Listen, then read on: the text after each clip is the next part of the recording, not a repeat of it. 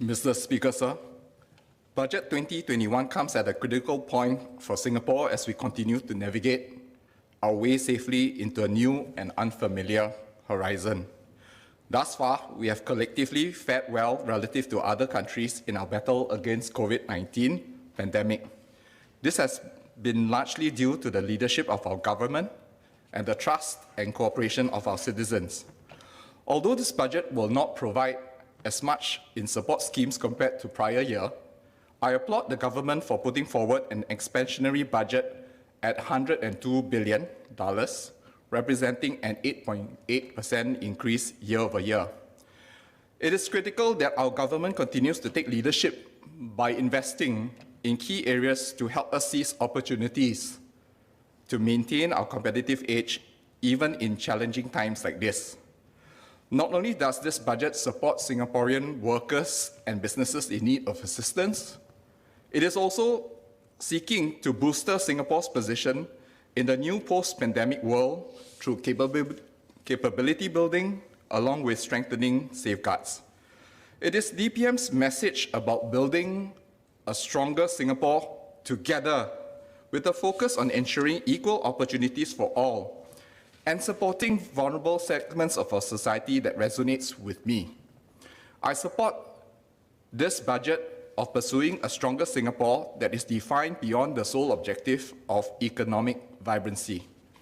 The reason is that as we pursue transformation in 2021 and speak of a digital innovation-driven economy, we need to keep focus that the key objective is meant to help our industries and our people to harness the power of data and technology to be future-ready. The end objective is to improve the quality of our lives as well as create better opportunities for ourselves, including those amongst us that are less digitally savvy. If we are to achieve this, then our government must stay ahead of the curve by putting safeguards to assist and protect different segments of the digitally vulnerable groups as we jump into the transformation train. As the transformation train moves fast, it is critical that we manage digitization risk to better protect our public and maintain public confidence so that we can make this transformation together safely. There are specifically two areas that I would like to highlight. They are redoubling our efforts to help citizens strengthen digital muscles to improve cyber safety. Second, to address the escalating cases of scams. As we push for greater digital adoption and innovation, our citizens will find themselves empowered to do a broader range of tasks and services conveniently. In doing so, we need to help them to build more digital muscles, as they will each face not just opportunities, but also challenges. The digital life ahead is fraught with challenges. An Institute of Policy Studies released recently in December 2020 noted that the levels of digital literacy in Singapore is low. More than half are deemed savvy information-wise, did not spot signs that information was manipulated. The Cybersecurity Agency of Singapore, or CSA, too, had similar findings, reporting in August of 2020 that of the people who know about phishing, only 6% in the survey were able to correctly identify all the phishing emails that were tested. What is concerning is many felt that cybersecurity incidents will not happen to them, and that less than half installed security applications, even though a majority of them know the risk of not doing so. It is good that our government has rolled out many digital literacy initiatives through the Media Literacy Council, the National Crime Prevention Council, or the National Digital Literacy Program in schools, or CSA initiated initiatives like that, such as the cybersecurity labeling on all smart home devices, to name a few. So perhaps some time is needed for these programs to take effect. And it could be worthwhile for a coordinating body to take stock holistically based on the learnings above. This is to shepherd our population towards greater digital discipline as well as build a deeper awareness, especially in areas that needs attention, to strengthen digital muscles across our country. After all, in cybersecurity terms, it's often said that we are only strong as the weakest link. A more fundamental issue at hand is that more Singaporeans are falling prey to online scams, losing large sums of hard-earned money. On 9 February this year, the Straits Times reported that scam cases grew 65% in 2020 over the prior year.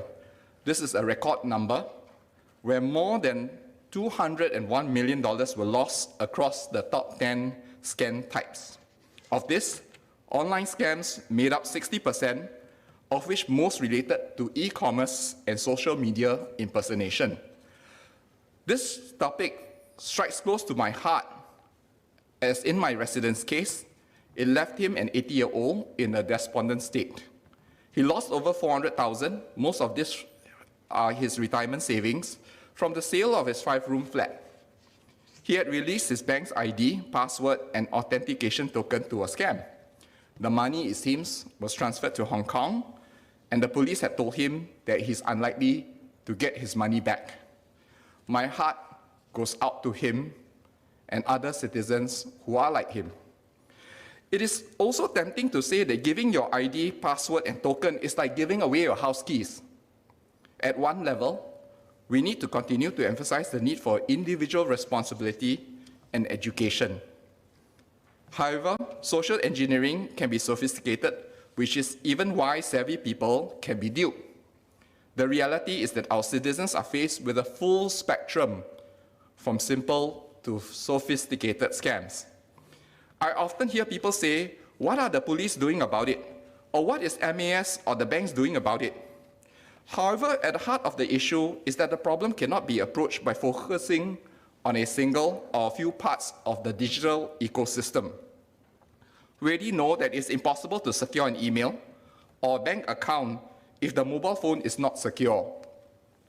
And it's also impossible to secure a transaction if the e-commerce website is also not secure, and so on. Hence, the interaction of so many digital handoffs creates complexity, so we need a multi-layered whole-of-nation approach. I believe that while government is taking the lead, consumers wanting the convenience, as well as companies seeking to profit in the digital economy, must also bear a fair share of the burden in protecting the system. Our solutions to scams, processes, actions, laws, and regulations need to reflect this holistic approach. On this point, I have 5 recommendations to further sharpen our approach. 1, maintain our current stance on community education. This is an essential pillar for our multi-layered defense to strengthen awareness and accountability at the individual level. Like cybersecurity, we must always assume that scams will succeed. Perhaps we need to prioritize recovery so that we have a higher chance to get the funds back. Target a national level response time for recovery of domestic fund flows, and push for commitments across government agencies and the private sector to act within the response times agreed. Thirdly, with the target response time in mind, review whether our law enforcement and similar agencies are sufficiently resourced and fit for purpose, supported by effective regulations, since digital crimes are very different from physical crimes due to the anonymity and speed. The economics are compelling enough. With the sizable amount of money lost through scams, we should allocate a proportionately higher expenditure to fight online scams head-on. Fourth, relevant agencies should develop fraud prevention and detection standards with relevant private sector groups that they interact with. MAS is very engaged with the banking sector, and perhaps we can do more with other sectors as well. Given the knowledge of these criminal typologies, could MHA take the lead as the overall coordinator? And lastly, there is also a need to increase cross-border jurisdictional cooperation to come up with a more comprehensive plan to recover funds as more monies are being lost overseas. Mr. Speaker, sir, the problem of online scam is but an inevitable consequence of pursuing a digital economy. As such, let us make sure that our digital economy has a multi-layered defense against cyber threats that necessarily includes a multi-layered defense against scams. In conclusion, sir, I reflected on Singapore's budget statement for 2021, and I recall my former boss once telling me that requesting for a higher budget just means more work ahead. So I am heartened that this government has shown commitment and leadership in putting forward an expansionary budget to put more effort to help Singapore stay ahead and securing Singapore with the community. Sir, I support this budget. Thank you. Mr. Sharul Taha.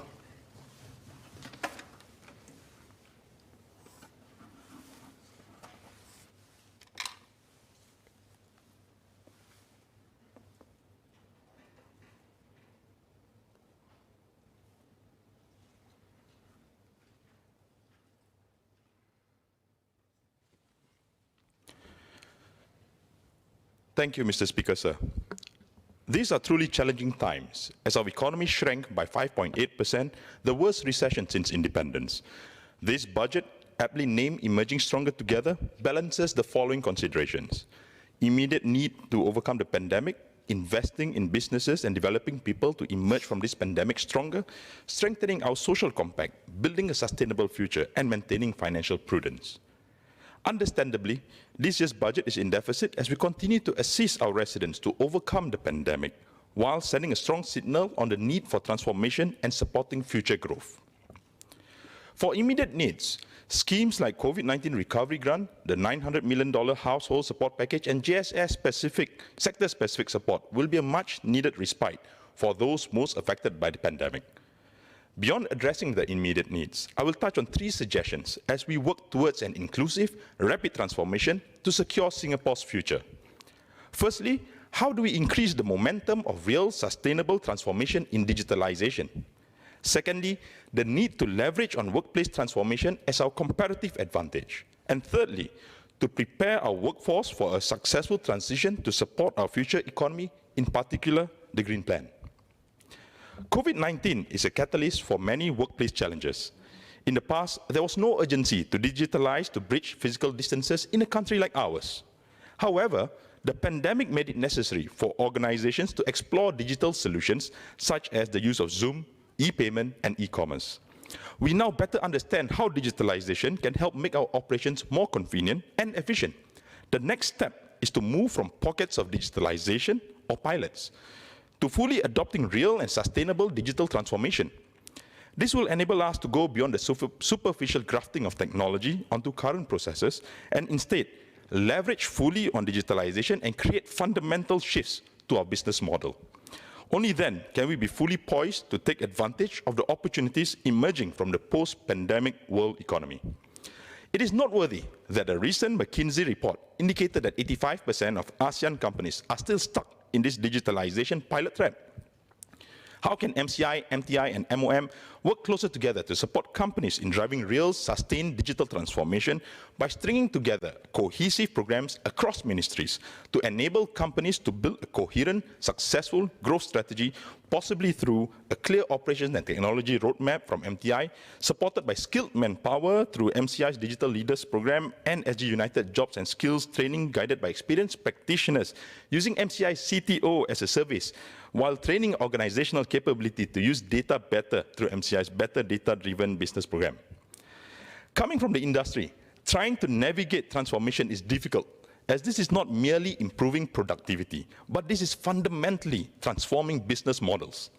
Many companies, especially SMEs, may need help to navigate the multitude of different schemes available. To assist companies to fully leverage on the suite of support packages available, can the ministry consider some form of overarching business transformation support through a mentorship program or handholding to help companies navigate the cross-ministerial support for transformation?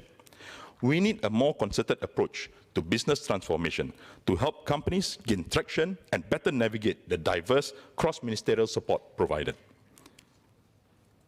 For investment in training, we plan to spend 5.4 billion in addition to the 3 billion already spent on SG United Jobs and Skills package for our workers. Of the many upgrading courses available, many are on digital skills. These courses need to translate into real changes. How can we increase the efficacy of these trainings into driving real digital transformation? One suggestion is to move away from measuring success through course take-up rates to measuring transformation-driven metrics. A tiered approach can be used, where applicable, to provide basic subsidy for attending the course and enhanced subsidy for achieving the improvement.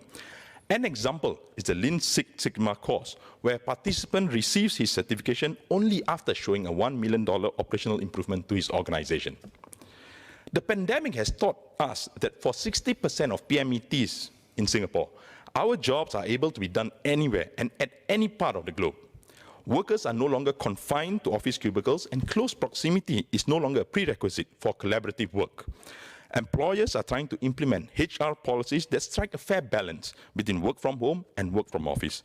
Work from home and work from office represents both a boon and bane. We find the lines between work and home get increasingly blurred.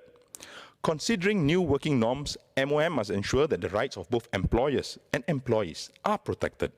Singapore must remain an attractive place to work, and we must retain talent within Singapore.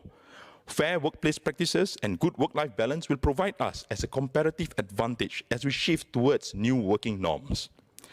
Work from home has demonstrated clearly how jobs can be done anywhere in the world.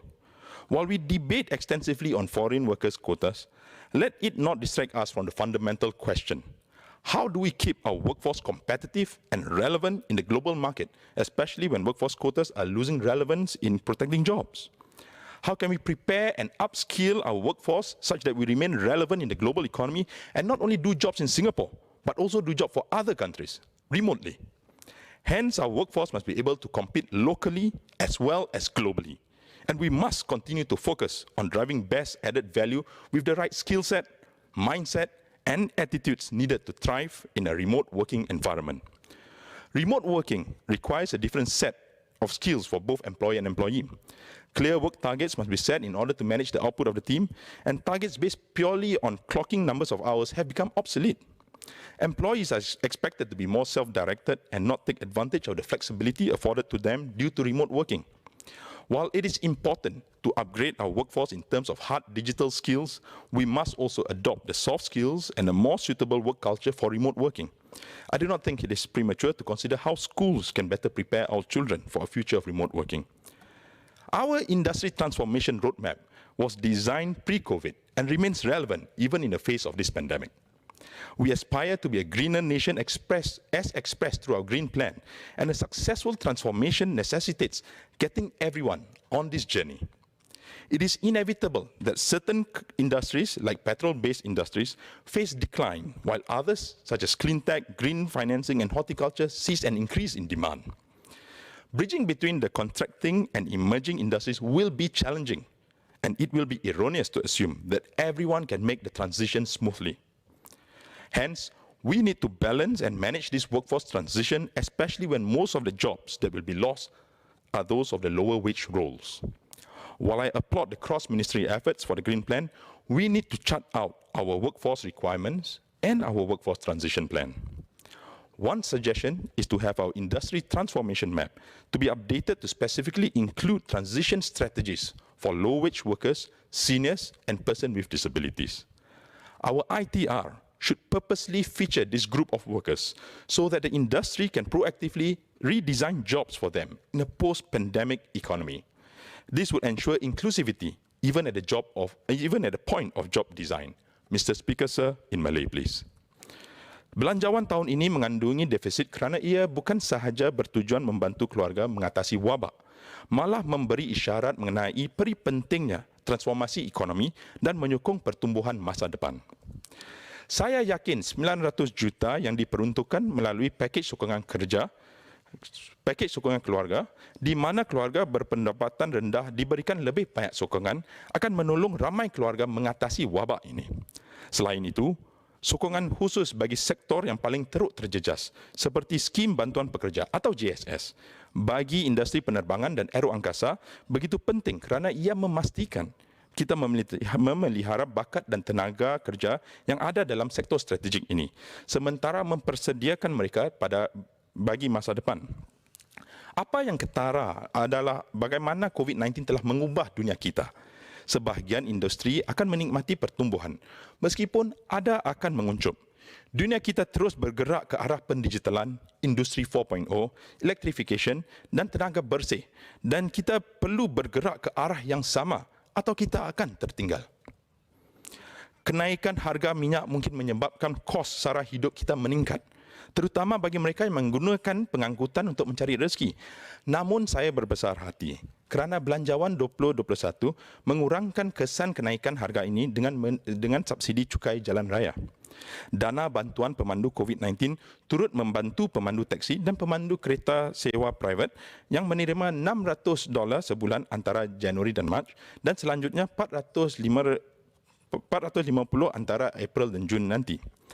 Rebate ini berserta pakej sokongan keluarga sedikit sebanyak mengurangkan kesan kenaikan harga minyak sambil kita membuat persiapan dan mengharungi cabaran dunia yang pesat berubah.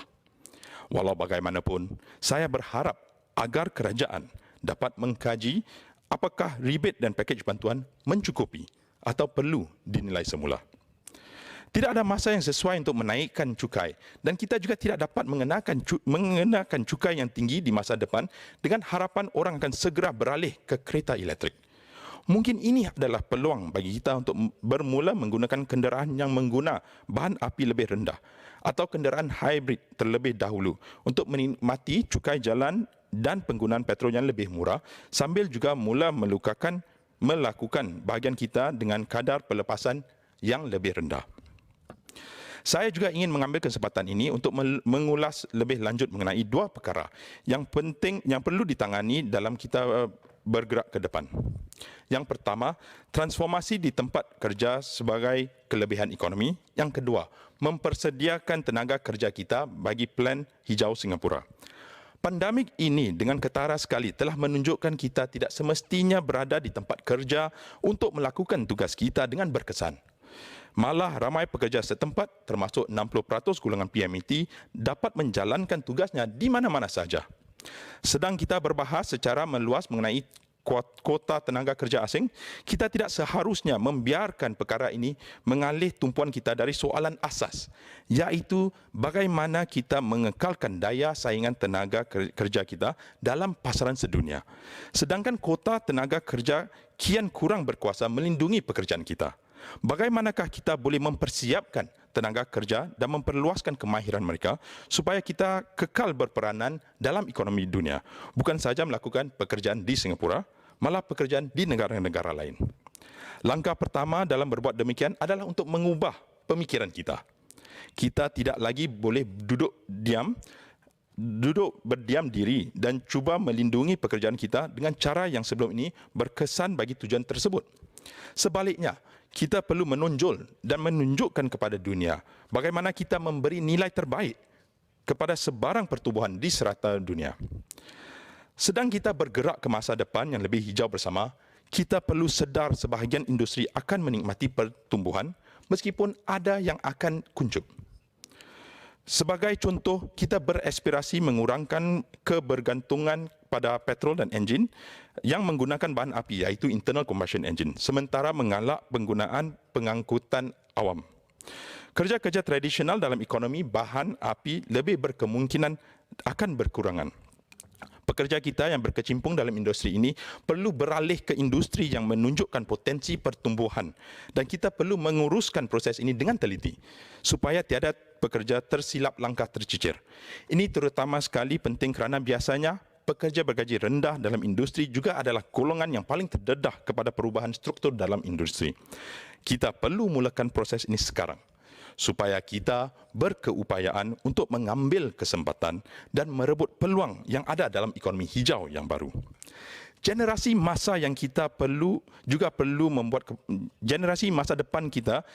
juga perlu membuat keputusan bijaksana untuk merebut peluang dalam ekonomi berdasarkan trend di masa depan dan bukan sekadar membuat keputusan berdasarkan pilihan yang selesa atau yang ada pada masa ini. Kita perlu membentuk masyarakat kita di kedudukan yang lebih strategik supaya kita dapat merebut peluang baru dan beralih secara lebih mudah di tempat kerja di masa depan. In summary, Mr. Speaker, sir, I've touched on three suggestions that we need to work on to seize the opportunity as we head towards an inclusive transformation for Singapore's future. Firstly, how do we increase the momentum of real sustainable transformation in digitalization? Secondly, the need to leverage on workplace transformation as our comparative advantage. And thirdly, to prepare our workers for a successful transition to support our future economy. That being said, Mr. Speaker, sir, notwithstanding the arguments above, I stand in support of the budget. Thank you, Mr. Speaker, sir. Mr. Sean Huang.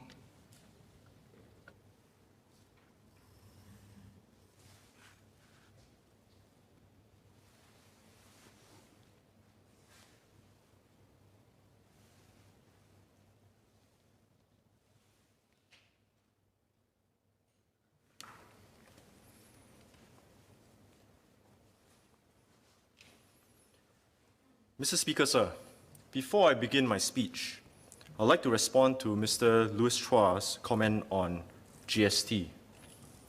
Is GST a regressive tax? Yes, it is. Stand alone, only without intervention. GST forms part of Singapore's overall tax and benefit system, which is progressive. The government redistributes taxes, revenues through a progressive system of tax and transfers. And one such example is the 6 billion assurance package that was announced at the unitary budget last year. No matter when GST is implemented, the lower and middle income groups will be buffered for 10 and 5 years respectively. In addition, additional assurances were also made that when GST is increased on healthcare and education, these increases will be absorbed by the government. Mr. Speaker, sir, for the endangered hawksbill turtle, life is mostly a journey faced alone. At the beginning of its life, it had to face its own battle for survival. Odds are not in its favor. Eggs are under constant threat by predators and harvested by people. After hatching, it will have to unbury itself and cross the open beach to reach the ocean, all without being eaten. Even in the ocean, life is never easy. What then counts as a good life for a hawksbill turtle? Perhaps to live pain-free, to escape plastic pollution and fishing nets, to find enough food in our depleted waters, or perhaps to beat all odds to find a mate amongst the rare few that remains. Humans are different. We've become exceptionally good at survival. We are in the Anthropocene epoch, where human activities have a significant impact on planet's ecosystem. Humans thrive in societies of interconnected individuals who work collectively. And this collective culture that allowed us to progress far beyond other animals by teaching, learning, relying on one another for resources. It has given humans that ultimate edge. But today, cities and countries around the world are facing a multitude of challenges. Here in Singapore, we are not spared. No one will spare us quarter.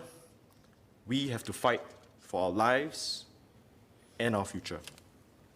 This budget will give us the strength to survive, pivot, and an edge to seize the opportunities of the future. Many have been severely affected by the pandemic. The extension of the job support scheme is well targeted to support our workers and businesses in this time of need and prepare them for a post-pandemic future. We must continue to support our workers, fight unemployment, and embark on a massive scale of education, training, reskilling. We must help our low-wage workers and fight for those who are vulnerable. SG United Skills, as well as the Jobs Skills package, ensures that our human capital will continue to be agile to the changes and growing capabilities. Job growth incentive is one of the best ways in providing support to our graduates and mid-career job seekers. However, more support is needed to quickly acquire skills that are relevant and deep in their new domains. We must keep our edge, sharpen that edge, and ensure that we operate at the frontier with trailblazing spirit.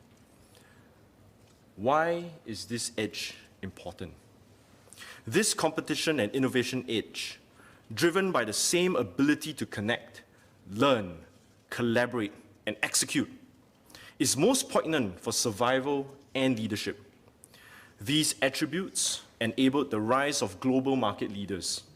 The largest and most valuable companies from the 1960s to the 2010s were General Motors, Walmart, Exxon, Ford, and General Electric. The list remained largely unchanged. However, in the last 10 years, this list would have changed dramatically with Microsoft, Apple, Amazon, Google, Facebook taking on leadership roles. What had caused this dramatic shift? Artificial intelligence has enabled the exponential ability to learn, connect, collaborate, and execute. It's self-learning, it does deep learning, ever enthusiastic, ever curious, hungry for more data, ever analyzing and tweaking for the optimum outcomes and executing with flawless precision. In 2020, the total accumulated data in the world has reached 44 zettabytes. This is 10 times more than it was in 2013. You can have data without information, but you cannot have information without data. The goal is to turn data into information and information into insight, and with insight, one will be able to have the ability to execute. Information is the oil of the 21st century, and artificial intelligence is its combustion engine. Are we ready for this? Is Singapore ready for this? Are we all going to be working for a smart machine, or will we have smart people around the machine? This question was posed some 30 years ago, and this 30-plus years old question has returned with a vengeance because of big data. The intelligent age, driven by big data, has been accelerated by advances in emerging technologies and connectivity. In fact, we're living at a time where everything that you have seen, heard, or experienced is fast becoming searchable. Machine learning, a subset of the AI technology pillar, has been recognized as the engine of productivity and one that spurs economic growth. When incorporated into an organization, it provides 360-degree multi-dimensional view of important metrics of the company and significantly improves the decision-making process.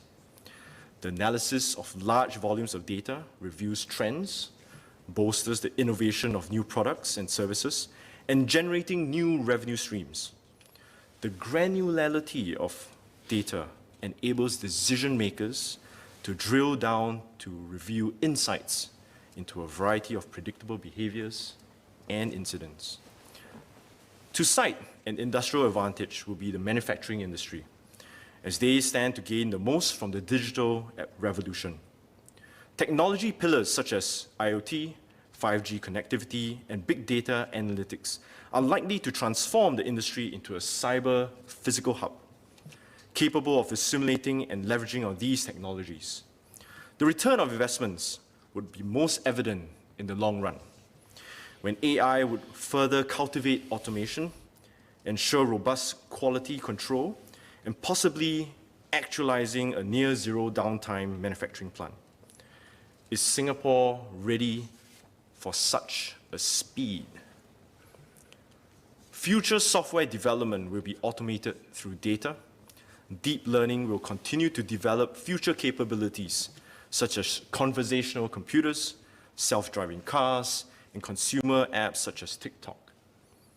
TikTok uses deep learning to push video recommendations, and its success has outstripped many other first movers in the market. Over the last 2 decades, the internet has created over 13 trillion in value, whilst AI has created 2 trillion in just 2020. The growth in the value of AI is expected to grow close to 20% CAGR to surpass the value of the internet by the next decade. Is Singapore AI ready? In this information age, the distinction between market and society as a whole and market and individual has been substantially eroded. This is because human beings are fast becoming the raw material and the customer. The interesting development is that the raw material in the information age is the human natural resource. It's no longer scarce, but readily available and free. Our behavior is being captured, stored, and processed instantaneously. Services and products are being developed through us, which has come to be known as personalization. Essentially, this is a commodization of human behavior. The situation will continue to influence and impact human nature, the future of societies, and new business models, as we ourselves are fast becoming human natural resources. This requires new ways of thought leadership, government policies, and laws. As Singapore hones itself digitally in other areas, it can also aspire to be a leader in this space. Andy Grove once said, technology runs 3 times faster than normal businesses, and the government runs 3 times slower than normal businesses. So we potentially have a 9 times gap. There is some merit to this. What are the existing models, regulation, assumptions, norms today existed because of the industrial age? Are they still relevant in the age of information? How shall we evolve? A recent example is Facebook and Google in Australia. AI, machine learning, blockchain, crypto are paragons of how transformational this revolution will and can be. In Mrs. Lim Hui Hua's latest book, Government in Business, Leading or Lagging, provides poignant examples in a landscape of disruptive technology. At such a speed, will Singapore be displaced? Unlike other sectorial, incremental innovations and creative ideas, unlike existing platforms and ecosystems, AI is a general-purpose technology that has the cross-domain capability to rise all sectors and industries. It can be the tide that rises all boats, like fire, the spoken language, pottery, electricity, steam, and internal combustion engine. It will affect the entire economy. And unlike its predecessors, this pervasive reach into the psychological, biological, natural world can and will alter societies. Imagine a world at the advent of electricity, to have a bulb and a plug ready to plug in and light up the world, or remain plugged out like the hawksbill turtle. In the words of H.G. Wells in his book, A Short History of the World, written in 1922, adapt or perish, now as ever, is nature's inexorable imperative. Mr. Speaker, sir, I support the budget. Mr. Koh Poh Koon.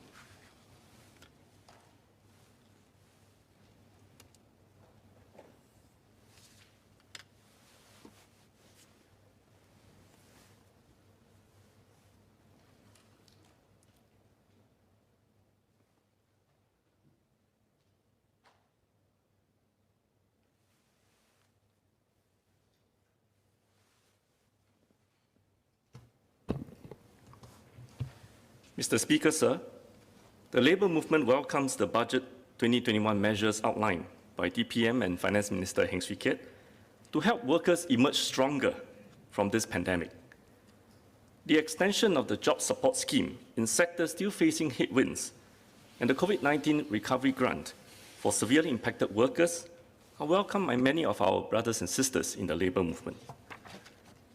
The extension of SG United Jobs and Skills Package will continue to support the hiring of 200,000 locals this year and provide up to 35,000 traineeships and training positions. Together with the extension of the wage credit scheme and the capability transfer program, these measures ensures that our workers have good jobs and job opportunities. Over the last 1 year, NTUC's key priority was on protecting our workers' livelihoods. Through our NTUC Job Security Council and the Fair Retrenchment Framework, our unions have worked with management to cut costs and save jobs, as well as train and redeploy workers to sectors of need. Many of us in the House will know that the aviation sector has been severely impacted by the pandemic. At the height of the crisis, Scoot's parent company, Singapore Airlines, had to cut 96% of its flight capacity. After Malaysia announced the movement control order to control the spread of COVID-19 in early March last year, many manufacturing companies had a manpower shortage as Malaysian workers who commute daily between Singapore and Malaysia were unable to come to Singapore for work. Many of my brothers and sisters in the manufacturing sector had to put extra shifts and put in extra hours over time just to keep up with the demands for the manpower shortage. Scoot Staff Union, together with another union, the United Workers of Electronics and Electrical Industries, worked closely with NTUC's Job Security Council and our tripartite partners to match some 300 flight crew members from Scoot to jobs in the manufacturing sector. Both unions work closely with the company's human resource team to coordinate virtual job interviews and continue to keep in touch with these cross-deployed crew members to support their adjustment in the new work environment. With many workers' jobs at risk, our union's actions help to secure secondment, contract or part-time positions into other sectors of need. NTUC was able to leverage on our strong labour management relations built up over many years and our network of partners to make a difference in a dire situation. I salute our workers for their fortitude and resilience and their adaptability. And of course, our unions who have worked hard to support them in this time of distress. This year, as we prepare to vaccinate our population and emerge stronger from this pandemic crisis, NTUC will continue to pay close attention to vulnerable worker groups who are more severely impacted by the COVID-19 pandemic and who may face additional pressures in the new economy. For today's budget debate, NTUC's Labour Members of Parliament will be advocating for the various vulnerable worker groups. This is in the DNA of the unions and also in the DNA of the PAP government. We will also lay out NTUC's proposals to better protect and empower these workers in order to strengthen Singapore's social compact. Labour MP, Brother Muhammad Fahmi Aliman, nominated MP, Brother Abdul Samad, and myself, we will share more about NTUC's aspirations and ideas to expand progressive wages and practices to uplift our lower wage workers. With an eye to our aging and shrinking workforce, NTUC Deputy Secretary General, Brother Heng Chee Hao, will share about what emerging stronger together really means for senior workers. NTUC Assistant Sec-Gen, Brother Patrick Tay, will advocate for boosting the employment and employability of PMEs, especially those in their 40s to 60s. And NTUC's Assistant Sec-Gen, Desmond Chu, will call to strengthen the structure of the gig economy and support for young workers. Labour MP, Brother Seah Kim Peng, will raise concerns on vulnerable citizens who fall through the cracks. A second key thrust of our speeches today is on protecting jobs through this pandemic and beyond. I will share our plans for more pervasive business transformation to ensure workers and businesses are future-ready via the company training committees, CTCs, and the operations and technology road mapping, the OTR processes. Brother Melvin Yong will share further insights on how we should respond to the work from anywhere and the work from home phenomena developing in our workforce. And Brother Patrick Tay will also call to strengthen the Singaporean core, while Labour MP Sister Yeo Wan Ling will advocate for better choices, potential, and protection for women in the workplace. Let me begin with the most vulnerable and disadvantaged segment of our workforce, the lower wage workers. I will then talk about how the efforts of NTUC's Training and Transformation Group in training of our workforce and transformation of businesses via the CTCs and OTRs has been useful in our collective efforts to emerge stronger. Mr. Speaker, sir, this COVID-19 pandemic has brought to the consciousness of Singaporeans the important roles that essential services workers perform in our daily lives. Nurses and healthcare workers are not low-wage workers, but they are perhaps the most visible and recognizable of all the frontline workers performing essential roles during the COVID-19 crisis. As a doctor, as a political office holder in MOH, and as a unionist, I certainly welcome TP M. Heng's announcement in this budget that the salary of nurses and support care staff will be enhanced. Unfortunately, many of our essential workers have incomes at the bottom 20% of all wage earners. Singaporeans question the gap between their salaries and their contributions to society. Singapore National Employers Federation, SNEF, and industry associations that the NTUC have engaged with agree that lower wage workers should be paid a fair wage. Consumers have also shared that they are willing to pay more if lower wage workers can directly benefit through higher wages. At the height of the COVID-19 crisis in June 2020, a survey commissioned by the Sunday Times showed that 8 in 10 Singaporeans are willing to pay up to 10 or 20% more for essential services if the money goes to the workers. This mirrors 2 separate surveys commissioned by the NTUC in late 2020.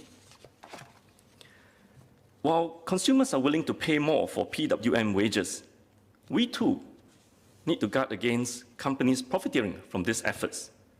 To do so, I suggest that a tripartite committee, similar to the Committee Against GST Profiteering, be formed. This tripartite setup could investigate allegations of profiteering and ensure that any price increases flow into the hands of our lower wage workers. This reflects the desire of Singaporeans for a fairer and more inclusive society that cares about the dignity of those who are less privileged. Building an inclusive and compassionate society is also a key thrust of this year's budget. Indeed, every worker matters, and every little bit of effort counts. Ensuring that those in the lower wage rungs get a fair wage must be a manifestation of a more inclusive society. There will always be a group at the lower end of the wage ladder that we need to continually support. It is something that we will always have to keep working on. But starting at the right wage level alone is only the first step. If we just stop there, then we run the risk of wage and career stagnation over time. We must ensure that there is wage progression. We need to address the following 4 areas so that our sisters and brothers can start right and progress well in their careers. First, narrow the wage difference between the 20th percentile earners and the median income earners or the 50th percentile earners. Second, enhance workfare income supplement to provide an immediate uplift. Third, expand sectoral PWM faster to cover more sectors. Fourth, implement vocational PWM to cover remaining lower wage workers in job roles that are distributed across multiple sectors. Let me elaborate on each of these 4 measures. First, on the narrowing of wage gap between the P20 and P50 via the PWM. The labour movement first championed the progressive wage model of PWM in 2012. to help all workers across different sectors achieve sustainable real wage increases in tandem with skills upgrading and increased productivity levels. Since then, through the combined efforts of the tripartite partners, 80,000 workers in the 3 mandatory PWM sectors of cleaning, security, and landscaping have seen cumulative wage growth of around 30% compared to 24% for workers at the 20th percentile wages over the last 5 years. Lift and escalator workers will soon also enjoy mandated annual wage increases from 2022 in the 4th PWM that will become mandatory. I will share more on this later. Building on the impact brought about by these 3 mandatory PWMs, I suggest 3 further enhancements that tripartite partners can consider. First, include in-house cleaners and security officers in mandatory PWM. Currently, the mandatory PWMs for these sectors apply only to outsourced workers. Our sisters and brothers working as in-house cleaners and security officers are not included in the PWMs. I propose that they should be included in the mandatory PWMs so that those doing the same jobs should enjoy the same protection, progression, and wages. This should be implemented as soon as possible because the framework and the mechanisms are already there. Second, the wage gap between the P20 and the P50 must be narrowed so that the wage and social stratification will not be too stark and lead to social fragmentation. Today, the P20 to P50 ratio is about 0.54, indicating that the P20 salary is only about half that of the median income earner. But 75% of OECD countries have a P20 to P50 ratio of 0.67 or better, indicating that the P20 salary is at least 2/3 of the median income earners in these countries, suggesting a narrower wage gap. I can appreciate that there are different social and economic situations and structures in different OECD countries that could account for these observed differences. But regardless of the reasons, NTUC hopes to see a greater range of salary increases for lower wage workers over the next 5 to 10 years, so that cumulatively, our low-wage workers can close the wage gap with those earning median wages in these sectors. Our sisters and brothers in the bottom 20% should not become a social underclass.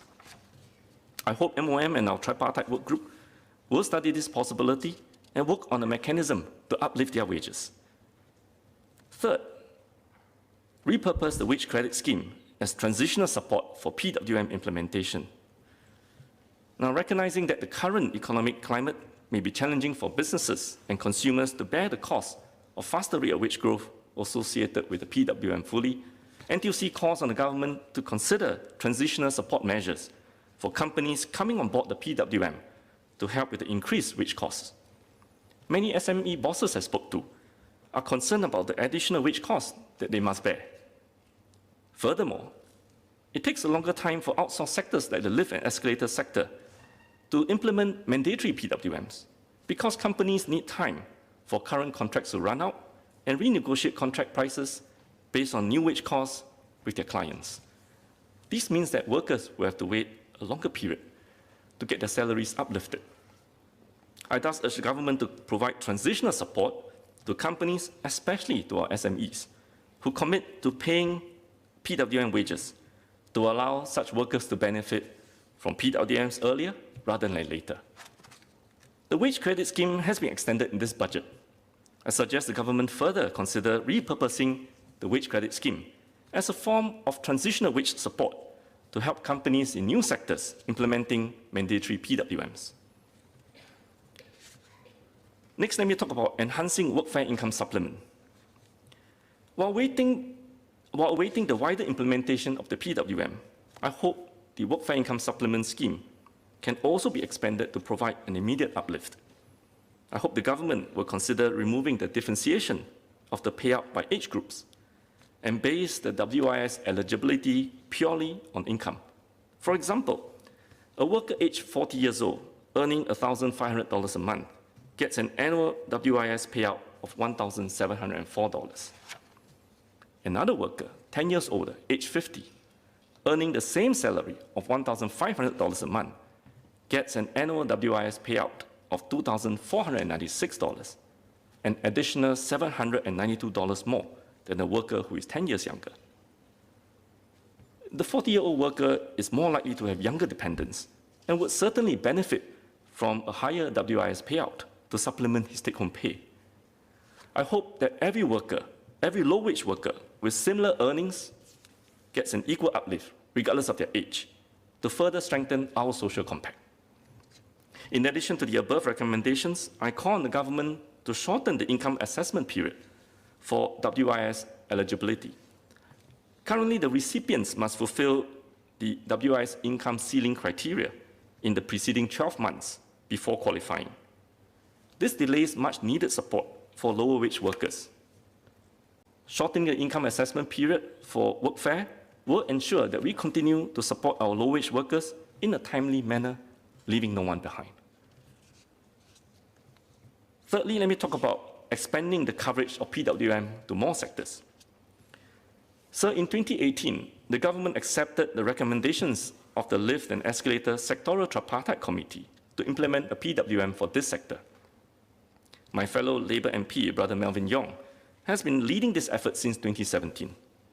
Following a 3-year transition period, Lift technicians will be the 4th group of workers to come under the mandatory PWM framework and enjoy higher salaries in 2022.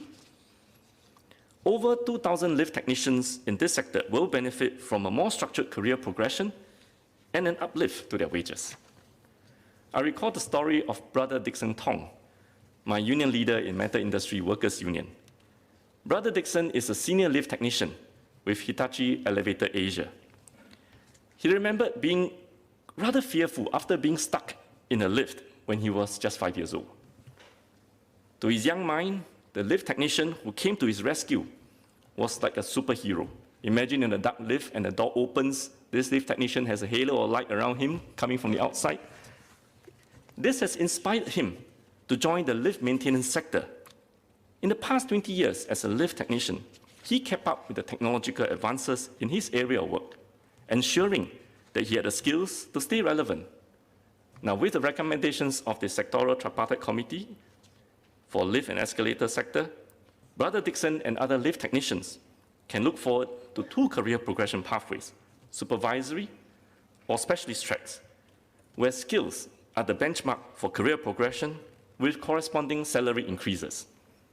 The implementation of PWM in this sector will hopefully attract more new entrants for a more fulfilling career, and hopefully we'll have many more superheroes amongst us waiting to rescue anyone who may be stuck. NTUC wants to speed up the implementation and expansion of PWM into 6 more sectors. Last year, NTUC mooted for PWM for the waste management sector. Since the formation of the Tripartite Work Group for Lower Wage Workers in October 2020, the Tripartite Cluster for Waste Management has been formed in January this year to develop and implement a PWM for this sector. NTUC has also been pushing for PWM in the food services sector since 2018. In my recent engagement with business owners and members of the Restaurant Association of Singapore, many expressed support to raising the wages of the low-wage workers and are supportive of the PWM for this sector. We certainly hope to make progress in this aspect over the next 2-3 years.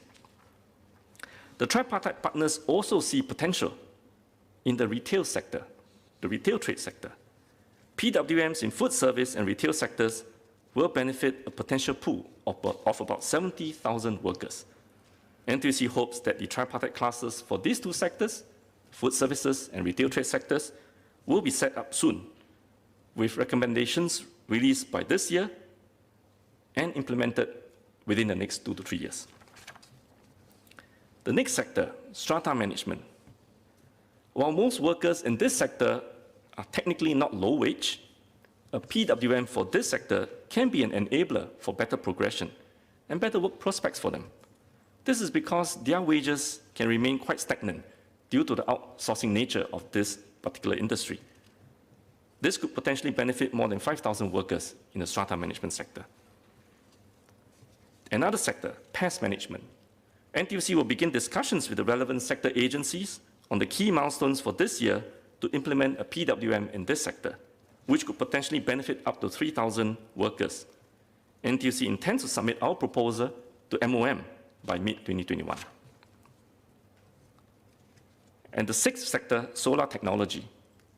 Following the launch of the industry-led career development plan for the solar technology sector in December 2020, NTUC has also started discussions with the relevant associations to develop this career development plan further into a PWM. Again, while this is technically not a low-wage sector, we believe a wage skills ladder linked to productivity and career progression will be useful for this growing sector. Let me talk about the fourth measure, which is a vocational PWM, to impact more job roles across multiple sectors. During my last parliamentary speech on the topic of PWM in October 2020, I proposed that beyond a sectorial PWM approach, the tripartite partners should also look at a vocational PWM for lower wage occupations that cut across multiple sectors to improve their wage prospects. Expanding the PWM efforts beyond the confines of the sectoral boundaries will allow larger groups of workers, such as clerks and logistic drivers, to benefit from the PWM to uplift their wages. The skills framework for these vocations that has already been developed by the tripartite partners, together with Skills Future Singapore, can form the basis of a vocational PWM to be developed. This approach should also form a key outcome of the tripartite work group for low-wage workers discussions.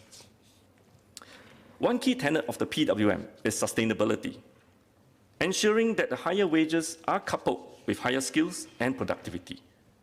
Training of workers and transformation of business is key. Mr. Speaker, sir, I would now like to speak in Mandarin regarding NTUC's plans to actualize more pervasive business transformation to ensure workers and businesses are future ready.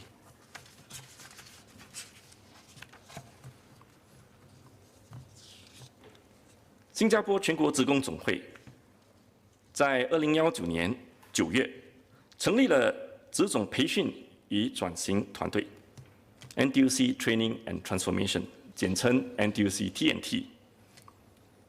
这个专门的团队以工友培训和企业转型为宗旨，协助企业和工会成立企业培训委员会 （Company Training Committee，CTC）。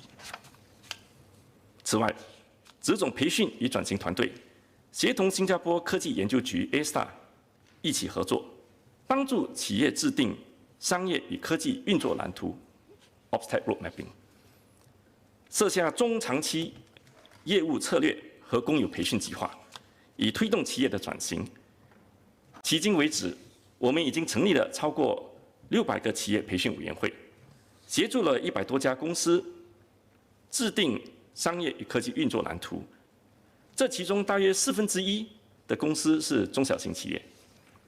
去年，为应对疫情所带来的种种冲击，越来越多企业意识到转型的重要性。职种培训与转型团队和新加坡科技研究局一起合作，推出结合了虚拟和混合式的商业与科技运作蓝图 （Virtual or Hybrid OTR）。利用数码科技帮助企业进行转型，目前已经有将近60家公司通过这种方式顺利地完成了商业与科技蓝图。我们预计在未来的几个月将会有更多的公司参与我们 OTR 的工作。除了和公司合作以外，这种培训与转型团队也会和商会、商团进行更深入的讨论，研究如何推动行业性的商业与科技运作蓝图 （Sectoral OTR）。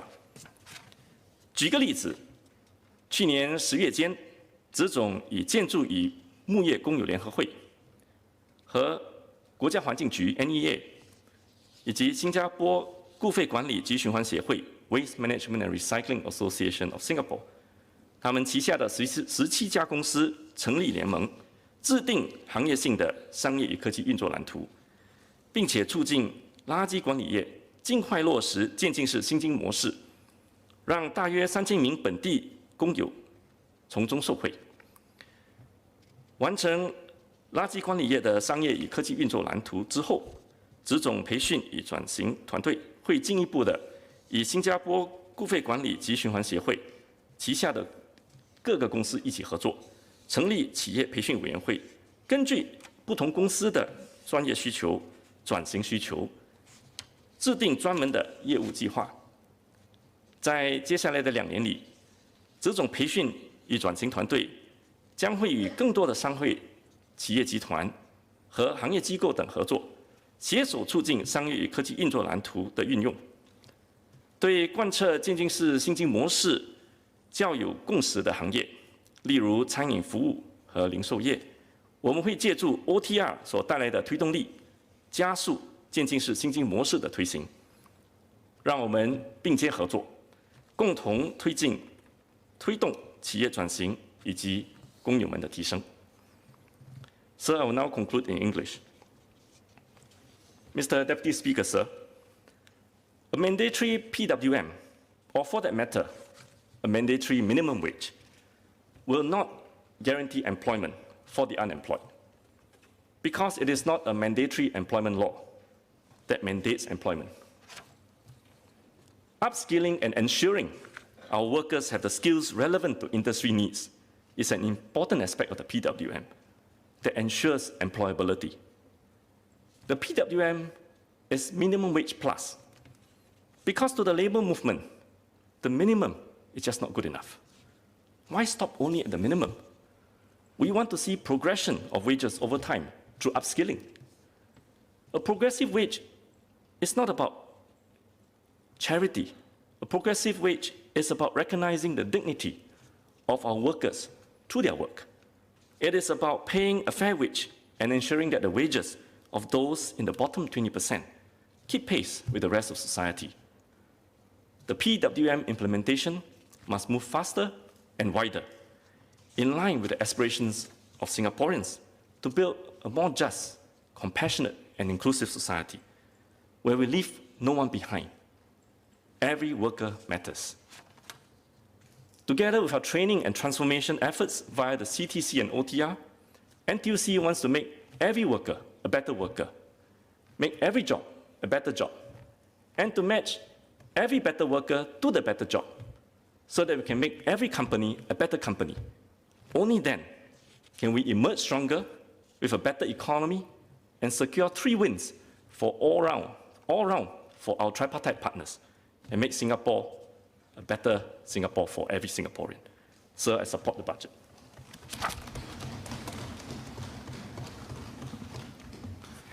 Mr. Louis Chua, you have a clarification.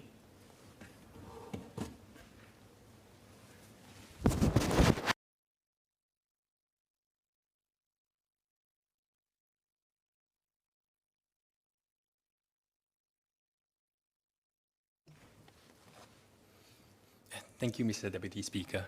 Just a short clarification on Member Sean Huang's clarification earlier just now. I do recognize that the 6 billion assurance package does go some way to offset the GST increase for families of between 5 to 10 years. But I think thereafter, I think the reality of the higher GST will still hit them for the rest of their lives. So I think the starting point is then, there are progressive elements in our tax system and regressive elements.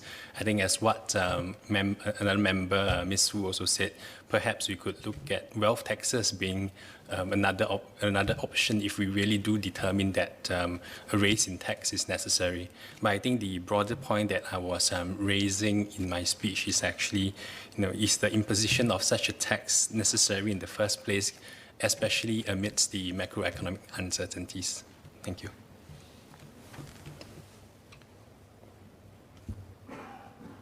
Mr. Sean Huang.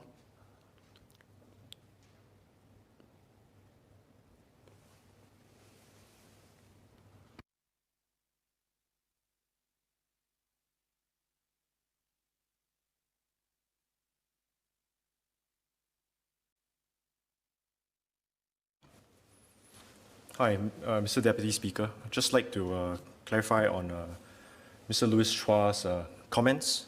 I don't debate with him on the timeline, on the implementation, but just to say that in Singapore, we need to see the entire tax and benefit system as a holistic system, and that in itself, GST, yes, is a regressive tax system.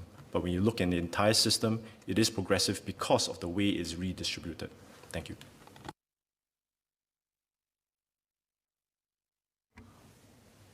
Right, let's move on.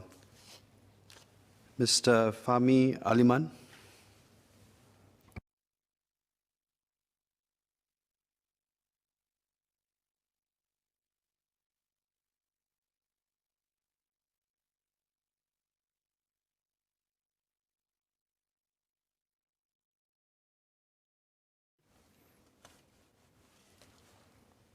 Mr. Deputy Speaker, sir, this has traditionally been a time where, as a country, we outline our direction and aspirations for the year ahead. This is especially poignant when the world is still dealing with the effects of COVID-19. I am encouraged by the emerging Stronger Together budget, and I'm certain that I speak for both myself as well as my colleagues in the labour movement in supporting the response of the government in helping our sectors of society. As mentioned by our Deputy Secretary General of NTUC, Dr. Koh Poh Koon, over the last 1 year, NTUC's key priority was on protecting our workers' livelihoods. Having said that, emerging Stronger Together also means being aware of those with additional challenges, such as our low-wage essential workers and our foreign workers, and making sure they have the help they need so that we move together in unison. COVID-19 has undoubtedly changed how we live and work, and it has prompted us to question the norms that we become used to. One of these norms in question is the value of society have placed on the work of our brothers and sisters in essential services such as cleaning and security. As we adjusted to our new normal, these everyday heroes stepped up despite the risk to their health and took on extra duties such as the additional sanitization of high-touch surfaces and temperature screening so that we can safely continue with our lives. The formation of tripartite work group on lower wage workers is a step in the right direction in acknowledging their contribution to our country. Representatives from various stakeholders, groups have come together in the tripartite work group in recognition of the importance of uplifting our lower wage workers. And NTUC will continue to contribute significantly to this conversation and champion our low wage workers as it has always done. The labour movement is sensitive to the concerns of these workers. We are cognizant, for example, that workers, especially those who earn lower wages, are concerned about their cash in hand to meet their daily needs. The Workfare Income Supplement, or WIS, has been a welcome step, but I would like to once again call for the government to consider providing a higher WIS payout to workers in essential services to acknowledge their social value and hardship faced in the line of work. NTUC is also acutely aware from our interactions with essential services workers that many of them face barriers when it comes to training. This could be due to factors such as time constraints, lack of support from employers, and even language barriers. As part of the tripartite work group, NTUC is committed to finding ways for workers to overcome these barriers and look forward to working with our partners to ensure that any workers who want to upgrade their skill set to remain relevant will be able to do easily. I would like to call on service buyers and service providers to provide ample opportunities for their workers to go for further training and upskilling. By providing adequate support to our workers, all of us will benefit from a more knowledgeable and professional workforce. We have seen and heard about the progressive wage models, or PWMs, have proved successful in uplifting around 80,000 workers in the cleaning, landscape maintenance, and security sectors with its holistic approach. With it, workers have a clear sense of the skills needed to do their jobs and the skills they should attain to move up the career ladder. Companies have also benefited from a better trained and skilled workers while service buyers benefit from the more professional workforce. Despite this, we must acknowledge that the wages in these PWM sectors need to commensurate with the skills and essential services provided by our workers. I applaud the announcement made by our Deputy Prime Minister recently to enhance the wages of our nurses and other healthcare workers, such as the support care staff. This move is to be commended and underlines the important work of our healthcare workers. On this note, I would like to call upon all the stakeholders involved in the PWM to take a hard look on the value of the jobs provided by our essential service workers and consequently increase PWM wages so that all Singaporean workers are uplifted. The reality is that in increasing the wages of our essential workers, consumers may have to pay more for their services. This is never an easy call to make, but it is an important step towards a fairer and more enlightened society, where we will ensure that all workers can live with dignity. To ease the initial transition, I would like to call on the government to consider a form of transitional support to help service buyers in the interim as we adjust the wages of our essential workers to adequately acknowledge the value of their work to our society. It's also timely that we look into other sectors where the PWM could benefit our workers. Just last month, it was announced that the PWM has been expanded to the waste management sector. NTUC had lobbied hard for the expansion into this sector and engaged associations and relevant government bodies to make this happen. This is an important step in recognizing the efforts of around 3,000 unsung heroes. And as the chair of the tripartite cluster for waste management, I look forward to continue with stakeholders to deliberate a PWM for this sector.